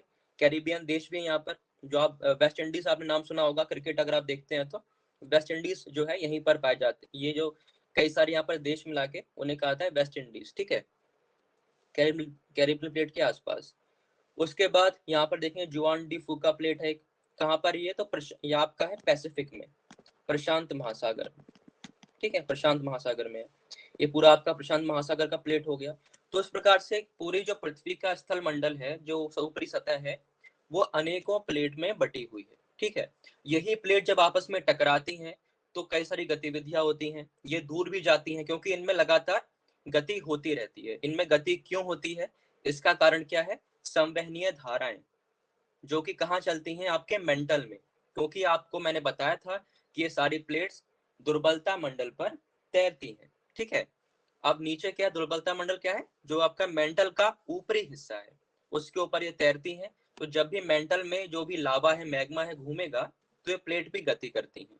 उन्हीं को हम बोलते हैं संवहनीय धाराएं, जो आपके मेंटल में या पृथ्वी के जो बीच वाली परत है उसमें वो चलते रहते हैं। इतनी बात क्लियर है सभी को? ये हम पढ़ चुके हैं, बस रिवाइज करा रहा हूँ आपको मैं। जी सर। सभी को? जी सर। तो अब हम सर जो है एक बार और नोट। समझाइए ना। ठीक है, देखो मोनिका, वैसे हम पढ़ चुके हैं, कोई बात नहीं, आपको समझा देता हूँ। देखिए, मैं इसको पहले इरेज कर दूं, फिर आपको फिर समझाता हूँ। सबसे पहली बात, पहला पॉइंट ये है कि हमारा जो स्थल मंडल है वो कई प्लेटों से मिलकर बना है, और ये सभी प्लेटें जो है गति करती हैं किसके ऊपर, दुर्बलता मंडल, जो कि आपका बीच वाला भाग है पृथ्वी का। मैं आपको बना के दिखाता हूँ, एक मिनट, इसको मैं इरेज यहाँ से हटा दूं। देखिए, ये आपका ऊपर स्थल मंडल है और ये कई प्लेटों से मिलकर बना है इस प्रकार से। और नीचे क्या है, नीचे है मेंटल का भाग, जो कि आपका मध्य भाग है पृथ्वी का, दूसरी परत है बीच वाली। यहाँ पर होता है क्या, मैग्मा होता है, जो कि कैसी अवस्था में होता है, अर्ध तरल, ना ठोस ना तरल, उसके बीच का होता है अर्ध तरल। जैसे कि आपने कभी जेली खाई हो या आपने कभी फोम देखा होगा जो दब जाता है, उस प्रकार से। ठीक है, तो इसी के ऊपर ये प्लेट क्या करती हैं, गति करती हैं, क्योंकि मैग्मा तरल है तो ये चलता रहता है लगातार, इसमें इसका मूवमेंट होता रहता है, और जिस दिशा में आपका ये मैग्मा चलेगा उस दिशा में हमारी जो प्लेट है वो भी गति करती हैं। बस इतनी सी बात है, क्लियर है? यस बताइए। सर। ठीक है, अब क्लियर। इसके आगे हम, ठीक है, वेरी गुड, अब इसके आगे हम कंटिन्यू करते हैं, एक मिनट। चलिए हम नोट करेंगे। ठीक है, प्रमुख और छोटी प्लेटें, हेडिंग बनाएंगे। इन प्लेटों के नाम पूछ लिए जाते हैं तो आपको पता होना चाहिए, और जब भी आप आंसर राइटिंग करेंगे मैं आपको क्वेश्चन भी दूंगा मेंस का इसके बारे में, क्योंकि मेंस का टॉपिक है आपका प्लेट टेक्टोनिक थ्योरी। तो उसमें आपको एग्जांपल में प्लेट्स के नाम देने पड़ेंगे, तभी आपका आंसर जो है कंप्लीट माना जाएगा। प्रमुख तथा छोटी प्लेट,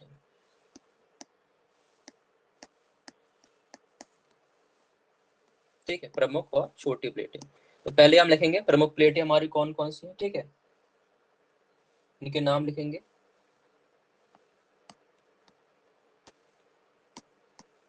प्रमुख प्लेट्स, इसमें आपको सबसे पहले लिखना है अंटार्कटिका, अंटार्कटिका,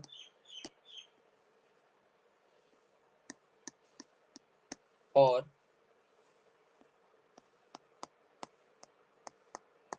आसपास की महासागरीय प्लेट।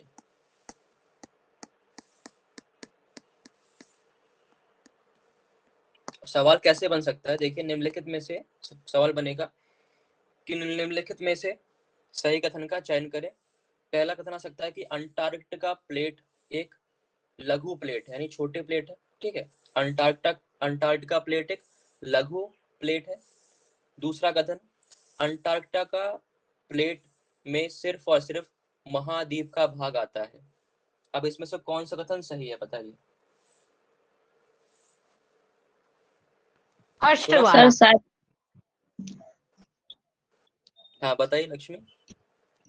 मुझे दोनों ही गलत लग रहा है। वेरी गुड, शाबाश, दोनों ही गलत है, क्योंकि आपने देखा लिखा है प्रमुख प्लेट, छोटी प्लेट है ही नहीं है। तो जी अंटार्कटिका सर। एक प्रमुख या बड़ी प्लेट है, और इसमें महाद्वीप के साथ साथ महासागर का भाग भी आता है। तो जो पढ़ाया जाता है वहाँ फोकस करिए। ठीक है मोनिका जी, गलती यस मत सर। किया, हाँ फोकस करिए क्लास में। ठीक है, चलो अगला नाम लिखेंगे उत्तर अमेरिकी plate.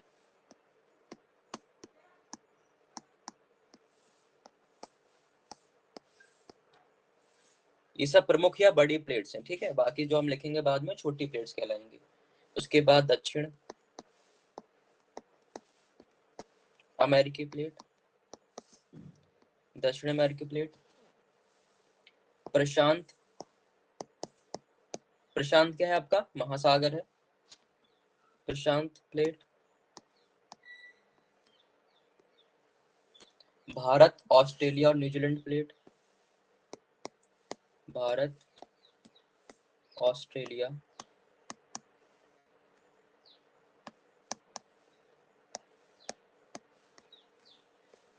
New Zealand plate,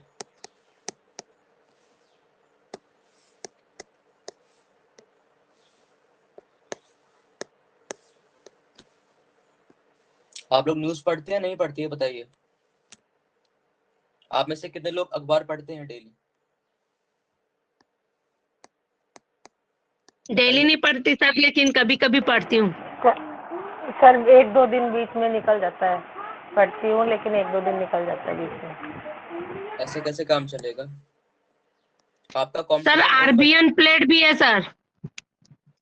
Arabian plate छोटी प्लेट है मोनिका जी, अभी लिखवाएंगे, ठीक है। Okay sir. हाँ, अभी हम बड़ी प्लेटों की बात कर रहे हैं तो उनको लिखिए। पूर्वी अटलांटिक तल के साथ। देखिए आपका कंपटीशन उन बच्चों से है जो दिन रात बहुत हार्ड वर्क कर रहे हैं, जो डेली न्यूज़पेपर कवर करते हैं। तो आपका ये कर्तव्य है, दायित्व है, ड्यूटी है कि आप भी उतना तो पढ़ जितना सब पढ़ रहे हैं, क्योंकि आपका कंपटीशन अपने साथ के बच्चों से ही है। अगर आप उतना भी नहीं करेंगे तो फिर कैसे होगा। डेली न्यूज़पेपर पढ़ा करें, 15-20 मिनट निकालिए। कुछ नहीं करना होता है, मैं भी बताऊंगा कैसे पढ़ना है आपको। ये लिख लेते हैं, उसके पास समझा देता हूँ आपको मैं। अफ्रीका प्लेट, ठीक है। उसके बाद आखिरी यहाँ पर है यूरेशिया,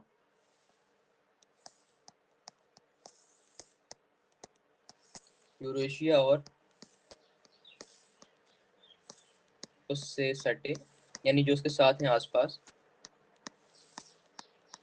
सटे महासागरीय प्लेट, महासागरीय प्लेट, ठीक है। तो कितनी हो गई? 1 2 3 4 5 6 7। तो कुल आपकी 7 जो है ये बड़ी प्लेट्स के अंतर्गत आती है या प्रमुख प्लेट इन्हें कहा जाता है, ठीक है। अब मैं बात कर रहा था कि आप कैसे पढ़ना है न्यूज़पेपर। कुछ मत करिए, पहला पेज जो है कवर पेज, उसे कवर कीजिए, जो मुख्य खबरें होती हैं वहां पर आ जाती हैं।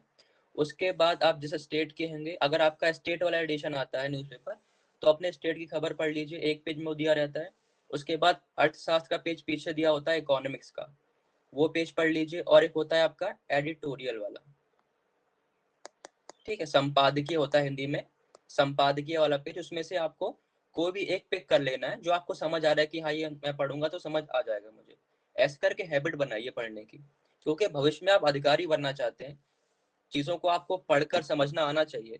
और आपका सीसेट भी वहाँ पे कॉम्प्रहेंशन होता है, तो आपको चीजों को पढ़कर तुरंत उसको समझना भी है, साथ के साथ ये हैबिट आपको बना लेनी है, तभी आपका दिमाग उस तरह से काम करेगा, ठीक है। तो डेली रीडिंग करा करें, बहुत जरूरी है आपके लिए। चलिए आगे बात करते हैं, जो हमारी छोटी प्लेट्स हैं उनकी बात कर लेते हैं। अब वो समय चला गया है कि आप बस मैगजीन कवर कर लें और आपका करंट अफेयर हो जाएगा। डेली आपको अपडेट रखना पड़ेगा खुद को। दूसरी हमारी है छोटी प्लेट्स। करंट अफेयर पढ़ती हूँ सर, मेरे में डेली आता है न्यूज का।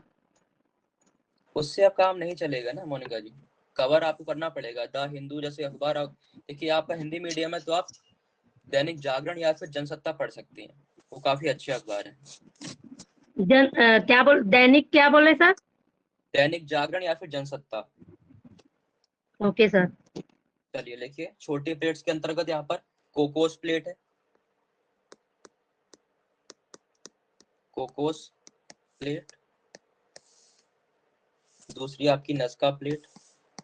ये सवाल बनेगा यहाँ से कि निम्नलिखित में से कौन सी छोटी प्लेट है, ठीक है। तो आपको नाम याद कर लेना है इनके, कोकोस प्लेट, नस्का प्लेट, फिर अरब प्लेट। सर न हो गया? ज नजका, न और ज लिखो, नज का, हाँ ठीक जा है है, सर। जा, ठीक है, नजका है। फिलीपीन, कैरोलिन प्लेट भी आता है क्या सर? अभी सब लिखवाएंगे, क्यों परेशान हो, वो भी आती है, बिल्कुल आती है। फिलीपीन प्लेट, छोटी प्लेट्स में आती है वो सारी, ठीक है। फिलीपीन, उसके बाद आपकी लिख लीजिए, कैरोलिन लिख लीजिए, कैरोलिन प्लेट। उसके बाद फूजी प्लेट, फूजी प्लेट। उसके बाद तुर्की प्लेट, जहाँ पर आपका तुर्की देश पड़ता है। चलिए बताइए मुझे, अभी ईरान और आपका जो है इजराइल का मुद्दा चल रहा है, मुझे बस कैपिटल बता दीजिए कि ईरान की कैपिटल क्या है, ईरान की राजधानी का नाम बताइए आप में से। चलिए सभी लोग जो भी यहाँ मौजूद हैं बताइए, ज्योग्राफी का सवाल है, ईरान की हमें कैपिटल बता दीजिए। तुर्की के बाद कोई भी सर्च नहीं करेगा, यदि पता है तो बताइए। इजियन प्लेट ये कहाँ पर है, ये भूमध्य सागर में है। सर ईरान की राजधानी तो तेहरान ऐसे कुछ है सर। वेरी गुड, सही बताया आपने सर थोड़ा जी सुना हुआ। सही है, तेहरान, ठीक है। Tehran sir. ठीक है, लिखते जाइए एशियन। तो इस प्रकार आपको जो है ये नहीं सोचना है कि ये न्यूज़ चल रही है तो इसमें मेरे लिए क्या इंपॉर्टेंट है, ज्योग्राफी के पर्सपेक्टिव से आपसे सवाल पूछेंगे। जैसे अभी यहाँ पर बॉम्बिंग की गई है, तो वहाँ पे जो जगह है जहाँ पर न्यूक्लियर पावर प्लांट था, उनका न्यूक्लियर जो साइट है ईरान की, वहाँ पर बॉम्बिंग की गई है, तो साइट पे आपसे पूछ सकता है कि ये साइट कहाँ पर है। तो आपको इसलिए जब आप न्यूज़ पढ़ेंगे तो आपके दिमाग में वो रहेगा हमेशा के लिए। चलिए एशियन प्लेट हो गया, भूमध्य इसका ये सागर में भी है। क्वेश्चन बन सकता है क्या सर कि इसका शुरुआती जिस कौन सा डेट में शुरुआत हुआ है इसका लड़ाई करके? नहीं नहीं नहीं, यूपीएससी में सवाल नहीं बनते इस प्रकार के, अब आज तक तो नहीं ओके। बने। कैरिबियन प्लेट, उसके बाद लिखेंगे जुआन डी फूका। ये सब वनडे एग्जाम वाले काम है, जहाँ पर एब्सर्ड क्वेश्चन आते हैं जिनका कोई लेना देना नहीं होता। जुआन डी फूका प्लेट, ठीक है। एक और बची हुई है, ईरानी प्लेट, ईरानी प्लेट। चलिए, तो ये आपकी कुल छोटी प्लेट्स हैं, और हमने जो प्रमुख आपकी बड़ी प्लेट थी वो लिखवा दी है। इनके नाम आपको पता होना चाहिए, बाकी आपके पास यदि एटलस है तो बहुत अच्छी बात है, वरना जब आपको पीडीएफ दी जाएगी तो उसमें इसका मैप जो है रहेगा, उसको आप देखते रहेंगे तो आपको इनकी लोकेशन जो है याद हो जाएगी, ठीक है। नोट हो गया सभी का? कोमल, Lakshmi, Manjeet, yes Sharda ji, sir. Sir हो गया है। सभी का हो गया, ठीक है। सर चलिए वो आगे बढ़ते। एटलस आपने किसकी बताई थी, एक बार सर बता दीजिए फिर से। ऑक्सफोर्ड की बताई थी मैंने। ऑक्सफोर्ड की। हाँ, चलिए अब सर ध्यान सिर्फ दीजिएगा, अमेज़न पे, कोई सा भी ऑनलाइन हो किसी पे भी मिल जाएगा? सब जगह मिल जाएगी वो तो, ठीक है। चलिए शुरू करते हैं, कॉन्सेप्ट आप समझिएगा, प्लेट्स के बारे में जानकारी हो गई हमें। अब यहाँ पर जो है 3 प्रकार की यहाँ पर प्लेट की सीमाएं होती हैं, वो किस प्रकार है वो समझ लीजिए पहले। देखिए, ये कोई प्लेट है, ए प्लेट है, और ये कोई दूसरी बी प्लेट है, इस प्रकार से, ठीक है। अब यहाँ पर जब ये दूर जाएंगी तो क्या होगा, इनके जो किनारे हैं भी दूर जाएंगे, क्योंकि पूरी प्लेट दूर जा रही है, सिंपल सी बात है। तो हम इन्हें क्या बोलेंगे, अपसारी, अपसारी। इंग्लिश में बोलते हैं डाइवर्जेंट। इंग्लिश में याद करना इजी है इसको, क्योंकि डाइवर्ज शब्द आपने सुना होगा कि डाइवर्ज हो रहा है, अलग जा रहा है, तो अपसारी मतलब दूर जाना, ठीक है। तो यहाँ पर जब दो प्लेटें दूर जाएंगी तो हम उन्हें बोलेंगे डाइवर्जेंट प्लेट सीमा। तो जब भी आपसे सवाल पूछा जाए कि दो प्लेटें जब दूर जाती हैं तो उनकी सीमाओं को क्या कहते हैं, तो आप क्या बोलेंगे, अपसारी प्लेट सीमा। उसी प्रकार से फिर से बनाते हैं हम, ये दो प्लेटें हैं आपकी, ये आप आपस में टकराने जा रही हैं, ठीक है, एक दूसरे की ओर आगे बढ़ रही हैं, तो अब इन्हें क्या बोलेंगे, अभिसारी, अभिसारी। तो ये शब्द आपको दिमाग में याद होना चाहिए जिससे कंफ्यूजन ना हो। अभिसारी, इंग्लिश में कन्वर्जेंट। तो जब दो प्लेटों की सीमाएं, जो किनारा है, ये आपस में टकराएंगी तो अभिसारी प्लेट सीमा कहलाएंगी, ठीक है। तीसरा यहाँ पर, ये पहला हो गया, दूसरा और यहाँ पर तीसरा। वेरी गुड मोनिका जी। चलिए तीसरा यहाँ पर इस प्रकार से है, एक प्लेट यहाँ पर हमारी है इसे नाम देते हैं C, और एक आपकी इस प्रकार से है D। अब यहाँ पर ना ये टकरा रही हैं ना ये दूर जा रही हैं, इनका जो गति है, इनका जो मूवमेंट है वो ऐसे हो रहा है, क्षैतिज, हॉरिजॉन्टल, एक दूसरे के समानांतर हो रहा है, पैरेलल हो रहा है, क्षैतिज रूप से हो रहा है। तो यहाँ पर क्या होगा, इसे हम बोलेंगे रूपांतरित, क्योंकि यहाँ पे जो किनारा है वो टकराएगा, उसमें घर्षण होगा, ये क्या होगा, टूटेगा, तो इसका रूप थोड़ा चेंज होगा, इसलिए बोला गया रूपांतरित। ठीक है, और यहाँ पर कोई भी चीजें ना तो घटित होंगी, क्योंकि यहाँ टकराना नहीं हो रहा है, टकराव नहीं हो रहा, ना ही प्लेटें दूर जा रही हैं, तो कोई ऐसी घटना नहीं होगी जिससे किसी चीज की संरचना हो, तो इसलिए यहाँ पर बोलते हैं रचनात्मक है। ठीक है, संरचना नहीं होती है, इसे रचनात्मक भी बोलते हैं और इसे रूपांतरित भी कहते हैं। तो अभी के लिए बस आप लिखिए रूपांतरित प्लेट सीमा, रूपांतरित प्लेट सीमा। ये कब होगा रूपांतरित, जब दो प्लेटें आपस में क्षैतिज रूप से टकराती हैं, तो उनका जो ये जो सीमा है, किनारा जो है, बाउंड्री है, ये टूट फूट के इसका जो शेप है, साइज है, उसका रूप जो है वो बदल जाएगा, इसलिए बोला गया रूपांतरित। इंग्लिश में बोलते हैं ट्रांसफॉर्म। तो आपको हिंदी सही लगे तो हिंदी में याद करिए, इंग्लिश इजी लगे तो इंग्लिश में याद करिए। इसको ड्रॉ कर लीजिए, ये आपके बहुत काम आने वाला है अभी। चलिए सभी लोग ड्रॉ कर लीजिए। शारदा जी आपको समझ में आ रही कर है? लिया। ठीक है, हो गया sir. Okay, very good. Sharda शायद आपकी ये पहली क्लास है जहां तक मुझे लग रहा है। क्या आप माइक यूज कर सकते हैं शारदा जी, या कमेंट कर दीजिए। समझ में आ रही चीजें, कोई डाउट तो नहीं कहीं पर? यदि है तो आप पूछ सकते हैं बिल्कुल। ठीक है, चलिए आगे बढ़ते हैं। ये हमने समझा प्लेट क्या है और प्लेट की सीमाओं को हम क्या क्या नाम देते हैं। अब इनसे जुड़ा, Yes. ठीक है शारदा, आपको कोई समस्या हो तो आप डाउट पूछ लेना, ठीक है? चलिए, बिल्कुल भी संकोच नहीं करना है, क्लास में डाउट क्लियर करते हुए चलना है। आगे बढ़ते हैं। सबसे पहले हम बात करने वाले हैं अपसारी प्लेट सीमा की। ठीक है, यहाँ पर 3 प्लेटें थी, इन्हीं के बारे में डिटेल में 1 बाय 1 हम अब चर्चा करेंगे। सबसे पहले अपसारी प्लेट सीमा।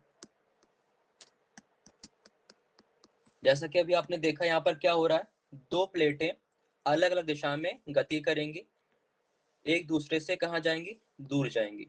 तो अब इससे होगा क्या, क्या क्या घटनाएं घटित होंगी और क्या क्या संरचनाएं पृथ्वी पर हमें देखने को मिलेंगी, उसके बारे में हम चर्चा करेंगे। सबसे पहले हम कुछ मुख्य बातें जो उसमें हैं वो लिख लेते हैं। लिखना, इसमें दुर्बलता मंडल में निर्मित तनाव मूलक बल काम करता है। तनाव मूलक बल के कारण दो प्लेटें एक दूसरे से दूर जाती हैं।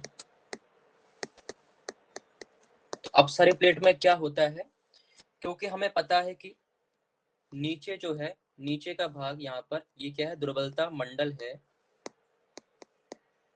दुर्बलता मंडल। ठीक है, और इसी के ऊपर हमने अभी चर्चा की थी कि हमारी जो प्लेट्स हैं, इस प्रकार से कई सारी जो प्लेट हैं, छोटी छोटी और बड़ी प्लेट्स हैं, ये इसी दुर्बलता मंडल के ऊपर क्या करती हैं, तो गति करती हैं। क्यों करती हैं, क्योंकि दुर्बलता मंडल में क्या है, मैग्मा मौजूद है, जो कि हम इसे लावा भी कहते हैं। बहुत ही गर्म होता है ये, और ये अर्ध तरल है, यानी कि सेमी लिक्विड है, थोड़ा सा ये तरल रूप में है। तो जब ये मैग्मा, क्योंकि देखिए आप ये सोचिए कि कोई समुद्र है, इस प्रकार से कोई नदी है, समुद्र है, और इस पर एक नाव है, इस प्रकार से। ठीक है, तो समुद्र की लहरें जिस तरफ चलेंगी, मान लीजिए लहरें आगे जा रही है इस प्रकार से, तो ये नाव ऑटोमेटिकली अपने आप ही कहाँ जाएगी, इसी दिशा में जाएगी। यदि पानी इस तरफ चलेगा तो ये नाव भी इस तरफ जाएगी, यदि हम इसे छोड़ दें अकेला तो। उसी प्रकार आप इसी लॉजिक को यहाँ लगाइए पृथ्वी में, कि दुर्बलता मंडल में क्या है, मैग्मा है, और ये कैसा है, तरल है, यानी कि इसके ऊपर सारी प्लेटें तैर रही हैं, एक तरह से सब तैर रही हैं। तो ये जो मैग्मा है ये जिस दिशा में जाएगा उसी दिशा में क्या होगा, ऊपर की जो ये प्लेट्स हैं ये सभी गति करेंगी। मान लेते हैं मैग्मा इस तरफ जा रहा है और एक जा रहा है इस तरफ से। तो यहाँ पर ये जो प्लेट होगी, मान लीजिए ये प्लेट है, इसका नाम ए है। अब इसके नीचे क्या है, अलग अलग दिशाओं में मैग्मा जा रहा है। तो एक ये प्लेट हो गई और एक प्लेट ये हो गई आपकी बी। तो ए और बी क्योंकि इनकी दिशाएं अलग है नीचे की मैग्मा की, तो ए भी इधर जाएगा और बी जाएगा इधर, क्योंकि इनके नीचे जो मैग्मा है जिस पर ये तैर रहे थे उसकी दिशा के अनुरूप ही ये सब गति करते हैं। क्लियर है सभी को, ये पॉइंट समझ में आ गया कि दुर्बलता मंडल में निर्मित तनाव मूलक बल। अभी तनाव मूलक बल कहाँ से आया, ये इसी मैग्मा के द्वारा आया। मैग्मा अलग अलग दिशाओं में चला जिस कारण से दो प्लेटों में तनाव हुआ, वो भी कैसा, विपरीत दिशा में, एक दूसरे से दूर जाती हैं। समझ में आया सभी को, शारदा, विभूति, कोमल? ठीक है, क्लियर है सभी को ना? चलिए, वेरी गुड। जी सर। इसे इरेज कर देता हूं मैं, डायग्राम को। समझ में आ गया है आपको?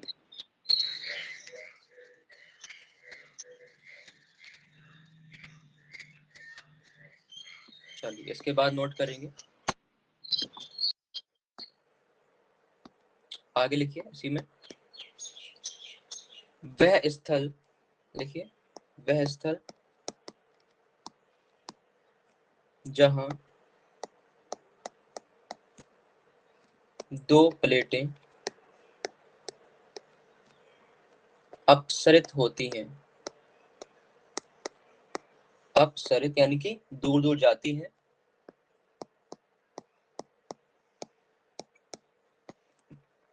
उसे बोलते हैं प्रसरण। प्रसरण स्थल कहलाता है। प्रसरण स्थल वह कहलाता है। ये क्या है प्रसरण मतलब, देखिए क्या हुआ, दो प्लेटें इस प्रकार से ये दूर दूर जा रही है, ये इधर जा रही है और ये इस तरफ जा रही है विपरीत दिशा में। तो अब नीचे क्या हुआ, यहाँ पर गैप हो गया ना, यहाँ पर देखिए बीच में क्या हुआ, यहाँ पर गैप हो गया। अब इस गैप में क्या होगा, ध्यान दीजिएगा, नीचे से, क्योंकि आपने देखा मैग्मा तो चल रहा है लगातार। मैग्मा मतलब क्या है, गर्म पदार्थ है और वो थोड़ा सा तरल भी है। अब वो ऊपर आना चाहता है, ऊपर की दुनिया को देखना चाहता है, क्योंकि अभी उसको जगह नहीं मिल रही थी, क्योंकि जब ये पास पास में थी इस प्रकार से तो यहाँ पर जगह नहीं थी। लेकिन फिर क्या हुआ कि पहला स्टेप, दूसरे स्टेप में क्या हुआ, क्योंकि मैग्मा जो था वो विपरीत दिशा में चला, दोनों प्लेटें दूर दूर हो गई इस प्रकार से। अब यहाँ पर जो नीचे मैग्मा मौजूद था, यहाँ पर नीचे ये मैग्मा जो है, अब क्योंकि जगह हो गई है, बीच में गैप हो गया है, बाहर आएगा ज्वालामुखी के रूप में। इस प्रकार से ये बाहर आ जाएगा। बाहर आने पर क्या होगा, ये बाद में ठंडा हो जाएगा, क्योंकि जल में आएगा या फिर पृथ्वी पर कहीं भी आएगा तो बाद में ये वहां पर ठंडा हो जाएगा, ठंडा होकर ठोस हो जाएगा और एक चट्टान की संरचना का निर्माण हो जाएगा। और ये चट्टान जो है इसी सतह पर फैल जाएगी इस प्रकार से। तो आप देखेंगे कि जो एरिया है, यानी जो प्लेट थी उसका नीचे का एरिया बढ़ गया है। अभी तक प्लेट इतनी थी, बस इतने एरिया में थी। मैं आपको कलर चेंज करके बताता हूँ, फिर आपको समझ आएगा। अभी तक प्लेट का जो एरिया था बस इतना था जितना ही बना हुआ है। अब क्या हुआ, प्लेट का एरिया, एक तो ये प्लेट पहले से थी, एक ये पहले से थी, बीच में थोड़ा सा एरिया और जुड़ गया। वो किसके द्वारा जोड़ा गया, ज्वालामुखी के द्वारा। जो भी ज्वाला निकली, जो भी मैग्मा निकला वो ठंडा हुआ और यहाँ पर उसने चट्टान बना दी। अब इस कारण से क्या हुआ, जो भी नीचे का तल था उसका हो गया फैलाव। क्या हुआ, वो फैल गया। ठीक है, फैलाव हो गया और इसी को बोलते हैं प्रसरण, प्रसार करना यानी फैलना। तो जहां पर दो प्लेटें दूर जाएंगी वहां पर क्या होगा, फैलाव हो जाएगा। सिंपल सी बात है, वहां पर क्या होगा, प्रसरण होगा, प्रसार हो जाएगा। चीजें दूर दूर जाने पर क्या होगा, बीच में कुछ नई चीजें जुड़ जाएंगी और पूरे नीचे सतह का एक तरह से फैलाव हो जाएगा, प्रसरण हो जाएगा। समझ में आया, यस और नो बताइए, बताइए। Yes sir. किसी, यस सर। शारदा आपको समझ में आया? Yes sir. ठीक है, चलिए आगे बढ़ते हैं। क्लियर है। ओके ओके, अगला पॉइंट इसी में लिखिए सभी लोग। अपसरण से, ये जो पॉइंट भी आपको लिखाए गए हैं ये सब कथन के रूप में आपको देखने को मिलेंगे एग्जाम में, ठीक है, तो इसलिए इसको ध्यान से पढ़िएगा और कहीं भी डाउट हो तो पूछ लेना आप। अपसरण से नई परपटी, परपटी क्या है? परत, ठीक है, नई परपटी का निर्माण होता है। अब ये बहुत इजी पॉइंट है, अभी आपको जो समझाया था वही ये देखिए, यहाँ पर क्या हुआ, ये क्या चीज है, ये नई परत बन गई ना, ये पहले नहीं थी, किसके द्वारा बनाई गई? ज्वालामुखी जब ऊपर आया तो वो ठंडा हुआ और यहाँ पर एक नई परत का निर्माण हुआ। तो बस वही बात लिखी है हमने कि अपसरण जब भी होगा तो नई परपटी बनेगी, इसको ध्यान रखिएगा, ये कथन के रूप में देखने को मिल सकता है कि जब भी अपसरण होगा तो क्या बनेगा? नई परपटी बनेगी, नई परत वहां पर बनेगी, ठीक है। चलिए ये बात हुई, अब इसके आगे हेडिंग बनाना है हम लोगों को, महासागरीय और महासागरीय अपसरण, यानी कि अब क्या होगा, हमने बात की थी प्लेटों के बारे में, प्लेटें दो प्रकार की थी, एक थी महाद्वीपीय प्लेट और दूसरी क्या थी? महासागरीय प्लेट।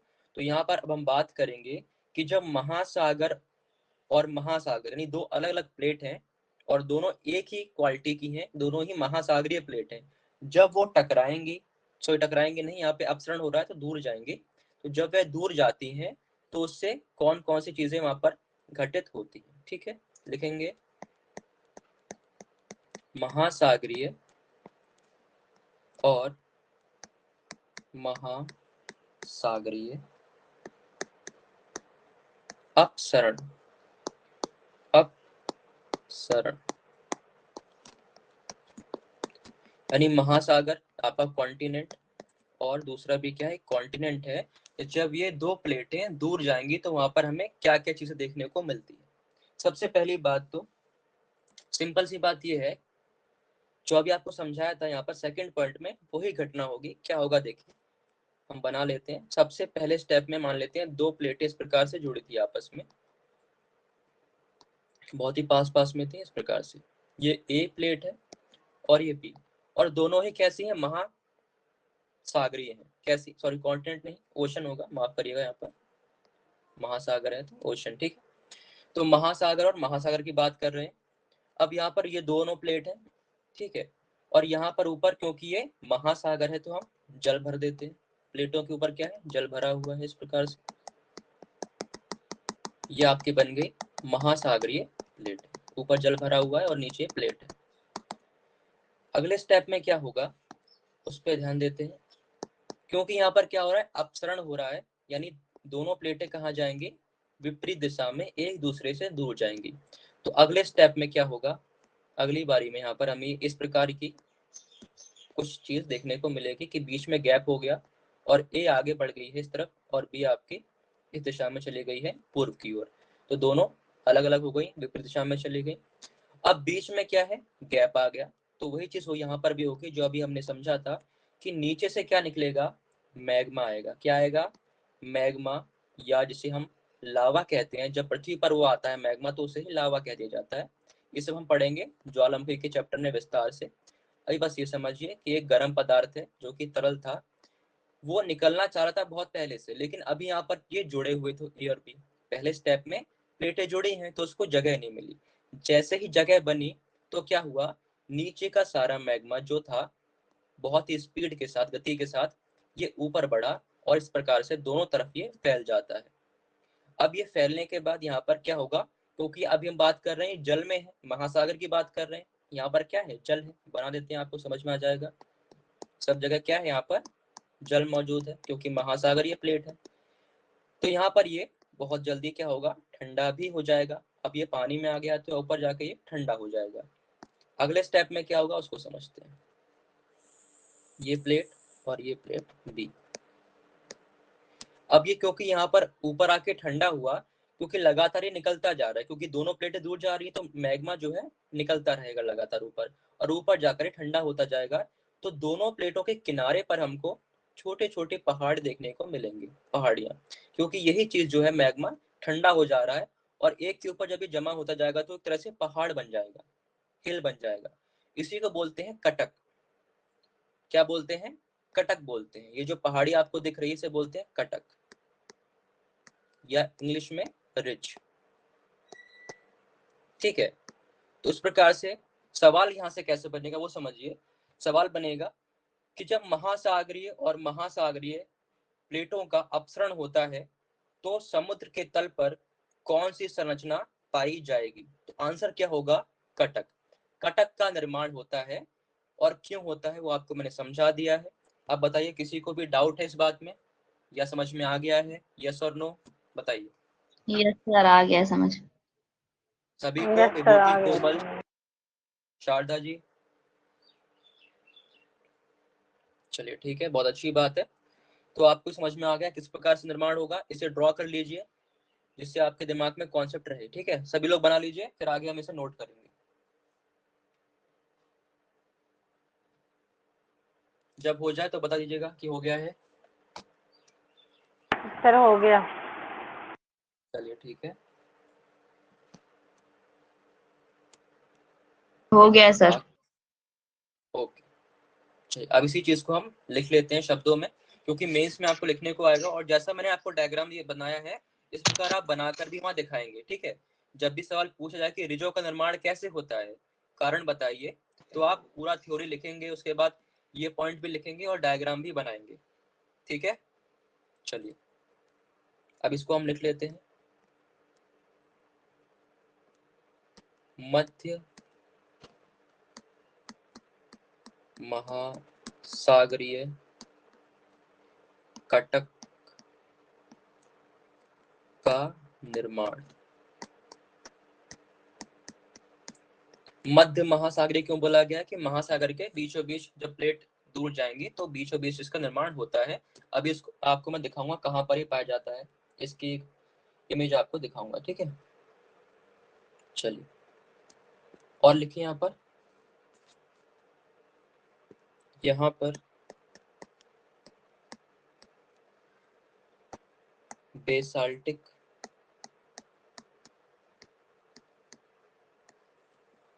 मैग्मा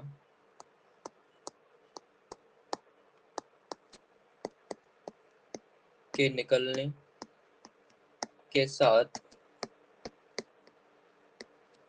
सागर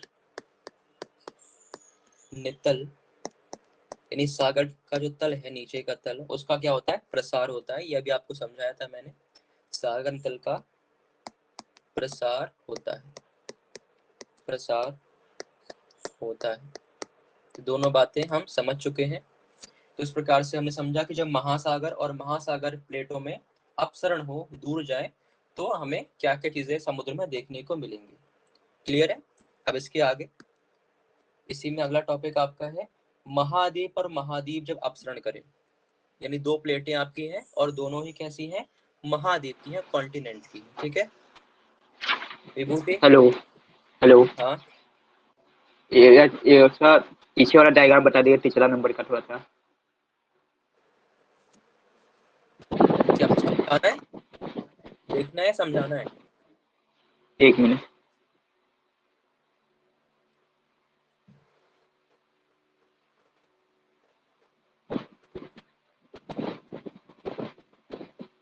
डन? हो गया सर। ओके ठीक है, चलिए हो नोट गया। करिए। ठीक है, म्यूट कर लीजिए। महाद्वीपीय और महाद्वीपीय अपसरण। अब बारी आई कि दोनों प्लेटें कैसी हैं? महाद्वीप की हैं, कॉन्टिनेंट की हैं। ठीक है, दोनों क्या है? Continent, continent. अब ये क्या होंगी? ये दूर जाएंगी, और जिससे हमें क्या चीज देखने को मिलेंगी? पहली बात तो जब दो महाद्वीपीय प्लेट दूर जाएंगी तो हमें यहाँ पर भ्रंश घाटी देखने को मिलती है, ब्लॉक पर्वत बनते हैं, जिनके बारे में हम पिछली कक्षाओं में पढ़ चुके हैं, लेकिन फिर भी मैं आपको फिर से बताऊंगा जिससे आपका रिवीजन हो जाएगा। ठीक है, और यहाँ पर आपको जो है एक तरह से गड्ढा बनता हुआ दिखाई देगा। कैसे बनेगा अभी हम समझेंगे। उससे पहले मैं आपको ये दिखा दूं मध्य महासागरीय कटक की इमेज। ठीक है, क्योंकि सवाल इससे पूछा गया है कि कहाँ पर ये मौजूद है, वो हम देख लेते हैं पहले।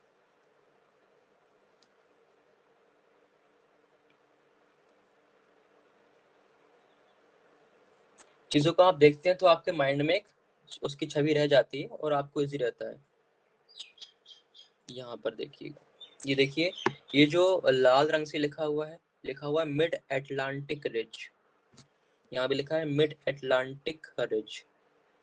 एटलांटिक क्या है आपका, महासागर ही है, एटलांटिक सागर है, ठीक है। तो इस सागर के बीचों बीच क्या बना हुआ है, कटक बना हुआ है। क्यों बना हुआ है, क्योंकि यहाँ पर जो प्लेट है वो दूर दूर जा रही है, इस तरफ और इस दिशा में, उल्टी दिशाओं में। तो बीच में यहाँ पर हमें पहाड़ी देखने को मिलती है समुद्र में, इसे बोला गया है एटलांटिक रिज। एटलांटिक महासागर में है तो इसलिए एटलांटिक रिज बोला गया है, ठीक है। तो इस प्रकार से सभी जगह जहां पर दो प्लेटें दूर जाएंगी, कौन सी प्लेट, दोनों महासागरीय प्लेट होंगी, तो वहां पर हमें क्या देखने को मिलता है, कटकिया रिज। क्लियर है, क्लियर हो गया है? जी सर। जी सर। ठीक है, चलो नोट करते हैं पिछले वाले कॉन्सेप्ट को हम लोग। चलिए लिखेंगे यहाँ पर सबसे पहला बिंदु, इसके कारण लिखिए, इसके कारण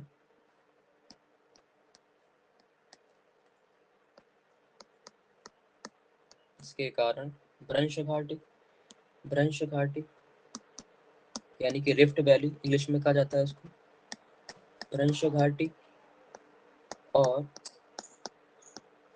ब्लॉक पर्वत, ब्लॉक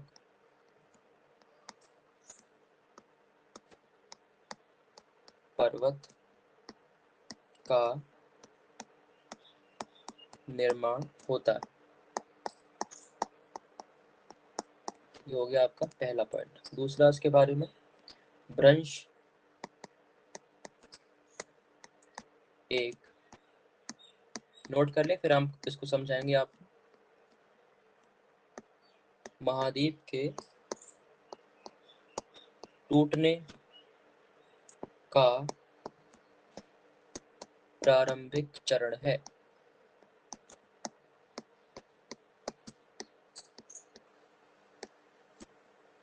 जो नीचे यानी कि तल की तरफ नीचे से निरंतर निरंतर अपसरण के साथ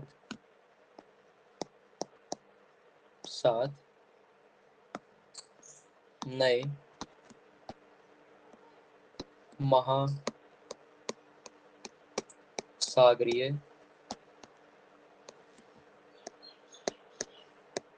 द्रोणियों का निर्माण कर सकता है, का निर्माण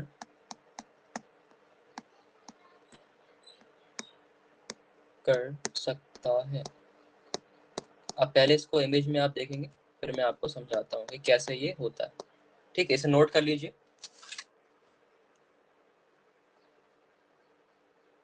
हो गया सर। हो गया, चलिए आप सभी को दिखाता हूँ मैं इसका इमेज आपको, कि कैसे जो द्वीप होते हैं वो आपस में अपसरण करते हैं, दूर दूर जाते हैं।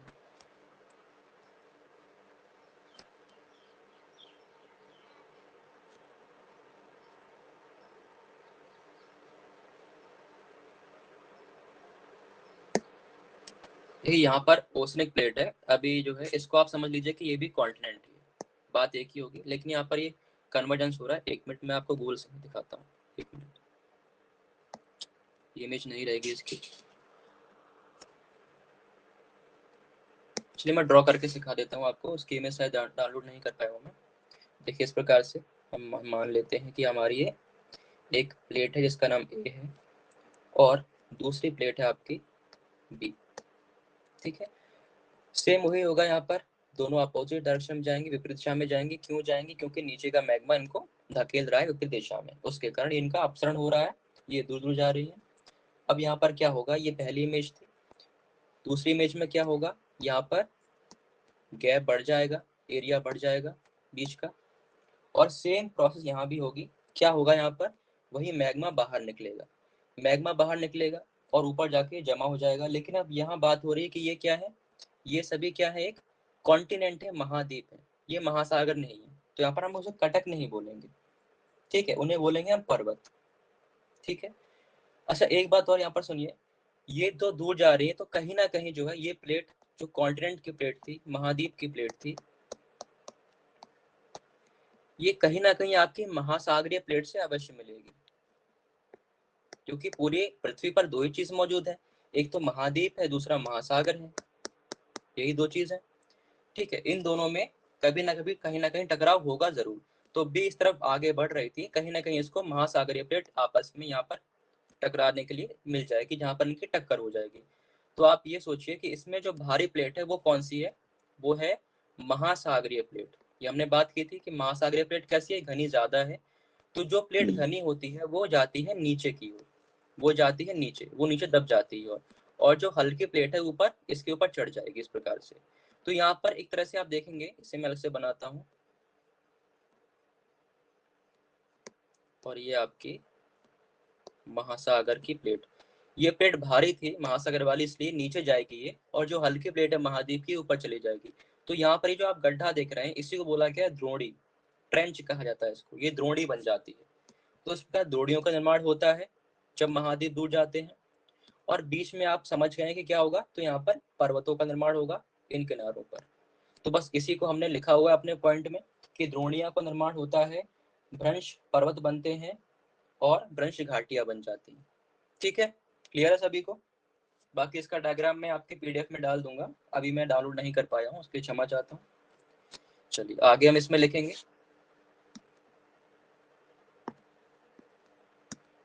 देखिए उदाहरण के लिए इसी में लिखना है, उदाहरण के लिए इथियोपिया। मेंस में आपको सेम टू सेम जो मैं लिखवा रहा हूँ ऐसे ही यदि क्वेश्चन आता है इसके ऊपर प्लेट्स के बारे में, तो सेम टू सेम आपको बस ऐसा लिख देना है विद डायग्राम, इसके अलावा कुछ नहीं आपको और करना है, ठीक है। इथियोपिया में अफार भ्रंश, ये नाम है भ्रंश का, अफार भ्रंश कहाँ पर, इथियोपिया। इथियोपिया देश कहाँ पर है, सभी लोग आंसर करिए, इथियोपिया देश कहाँ पर है। इसलिए मैं कहता हूं कि एटलस लेके बैठा करें जब भी आप ज्योग्राफी पढ़ें। बताइए इथियोपिया कहाँ पर है? सर अफ्रीका में, अफ्रीका में sir. Very good, very good Komal, शाबाश, कोमल ने भी आंसर किया, सही आंसर है अफ्रीका में। भ्रंश के, इसकी राजधानी बता सकते हैं आप, इथियोपिया की राजधानी भ्रंश के आगे, आप में से कोई जानता है कैपिटल इथियोपिया की अपसरित होने की? इसकी कैपिटल है अदीस अबाबा, इथियोपिया क्या है, अदीस अबाबा, ठीक है। सुनते रहेंगे तो याद हो जाएगी धीरे धीरे आपको, या फिर ऐसा करते हैं डेली आपको 5 देश की कैपिटल याद करा दिया जाए, सही रहेगा? जी सर। जी सर। डेली शुरुआत में एंड में 5 देश डेली आपको पढ़ा दिए जाए, तो आपको एक तरह से कैपिटल्स पता हो सभी की। चलिए, अपसरित होने की उम्मीद है, यानी कि भविष्य में ये जो इथियोपिया के पास अफार भ्रंश है, ये क्या होगा, ये और विस्तार होगा इसका, और ये बढ़ जाएगा। क्यों होगा ऐसा? क्योंकि वहां की प्लेट जो है वो दूर दूर जा रही है। तो यहाँ पर ये उदाहरण हो जाएगा आपका, जो आपको मेंस में काम आएगा, ठीक है। चलिए इसके बाद हमें, तो अभी आपका समय समाप्त हो गया है, तो अभी आज के लिए इतना ही रखते हैं, और आप सभी से अनुरोध है कि रिवीजन करके क्लास में आया करें, ठीक है। अब बताइए किसी को भी कोई भी डाउट है इस टॉपिक से तो आप पूछिए, फिर हम क्लास को एंड करते हैं, यदि नहीं है तो बता दीजिए। मोनिका, युवती, लक्ष्मी, मंजीत, सारे नो डाउट टॉपिक सर। नहीं सर, कोई डाउट नहीं है। ठीक है, चलिए नो ठीक है, डाउट क्लास सर। को ओके, ठीक है, क्लास को एंड करते हैं। सभी लोग इसका देखिए, टॉपिक थोड़ा सा टफ इसलिए है क्योंकि इसमें कई चीजें हैं, तो सब लोग रिवाइज करके क्लास में आइएगा, जिससे आपको आगे की चीजें समझने में आसानी हो। ठीक है, चलिए धन्यवाद क्लास को ज्वाइन अभी करने के लिए। सर अभी आपने बोला कि 5 देश लिखवा देते हैं जिसकी राजधानी मतलब तुम्हें याद आगे हो जाए शुरू सर, कर, वो भी जी ठीक है लिखवा दीजिए। चलिए अभी शुरू कर देते हैं। हम शुरू करते हैं अपने एशिया महाद्वीप से। ठीक है, चलिए हम जो अभी इंपॉर्टेंट देश है न्यूज में रहते हैं उनकी बात कर लेते हैं। एशिया में रशिया की बात कर लेते हैं, ठीक है, रूस की बात कर लेते हैं। रूस की पता होगी, जिसकी आपको पता बताते जाइएगा। बताइए, रूस की तो पता होगी, न्यूज में रहता है अक्सर ये। ठीक है सर मैक्सिको, हाँ मॉस्को, मॉस्को, ठीक है। चलिए एक देश है, उसको आप लोगों ने कभी न्यूज में नहीं देखा होगा, उसमें चर्चा कम ही रहती है उसकी, बहुत ही शांत देश लगता है मुझे तो वो है आपका मंगोलिया। क्या पता है आपको उस देश के बारे में?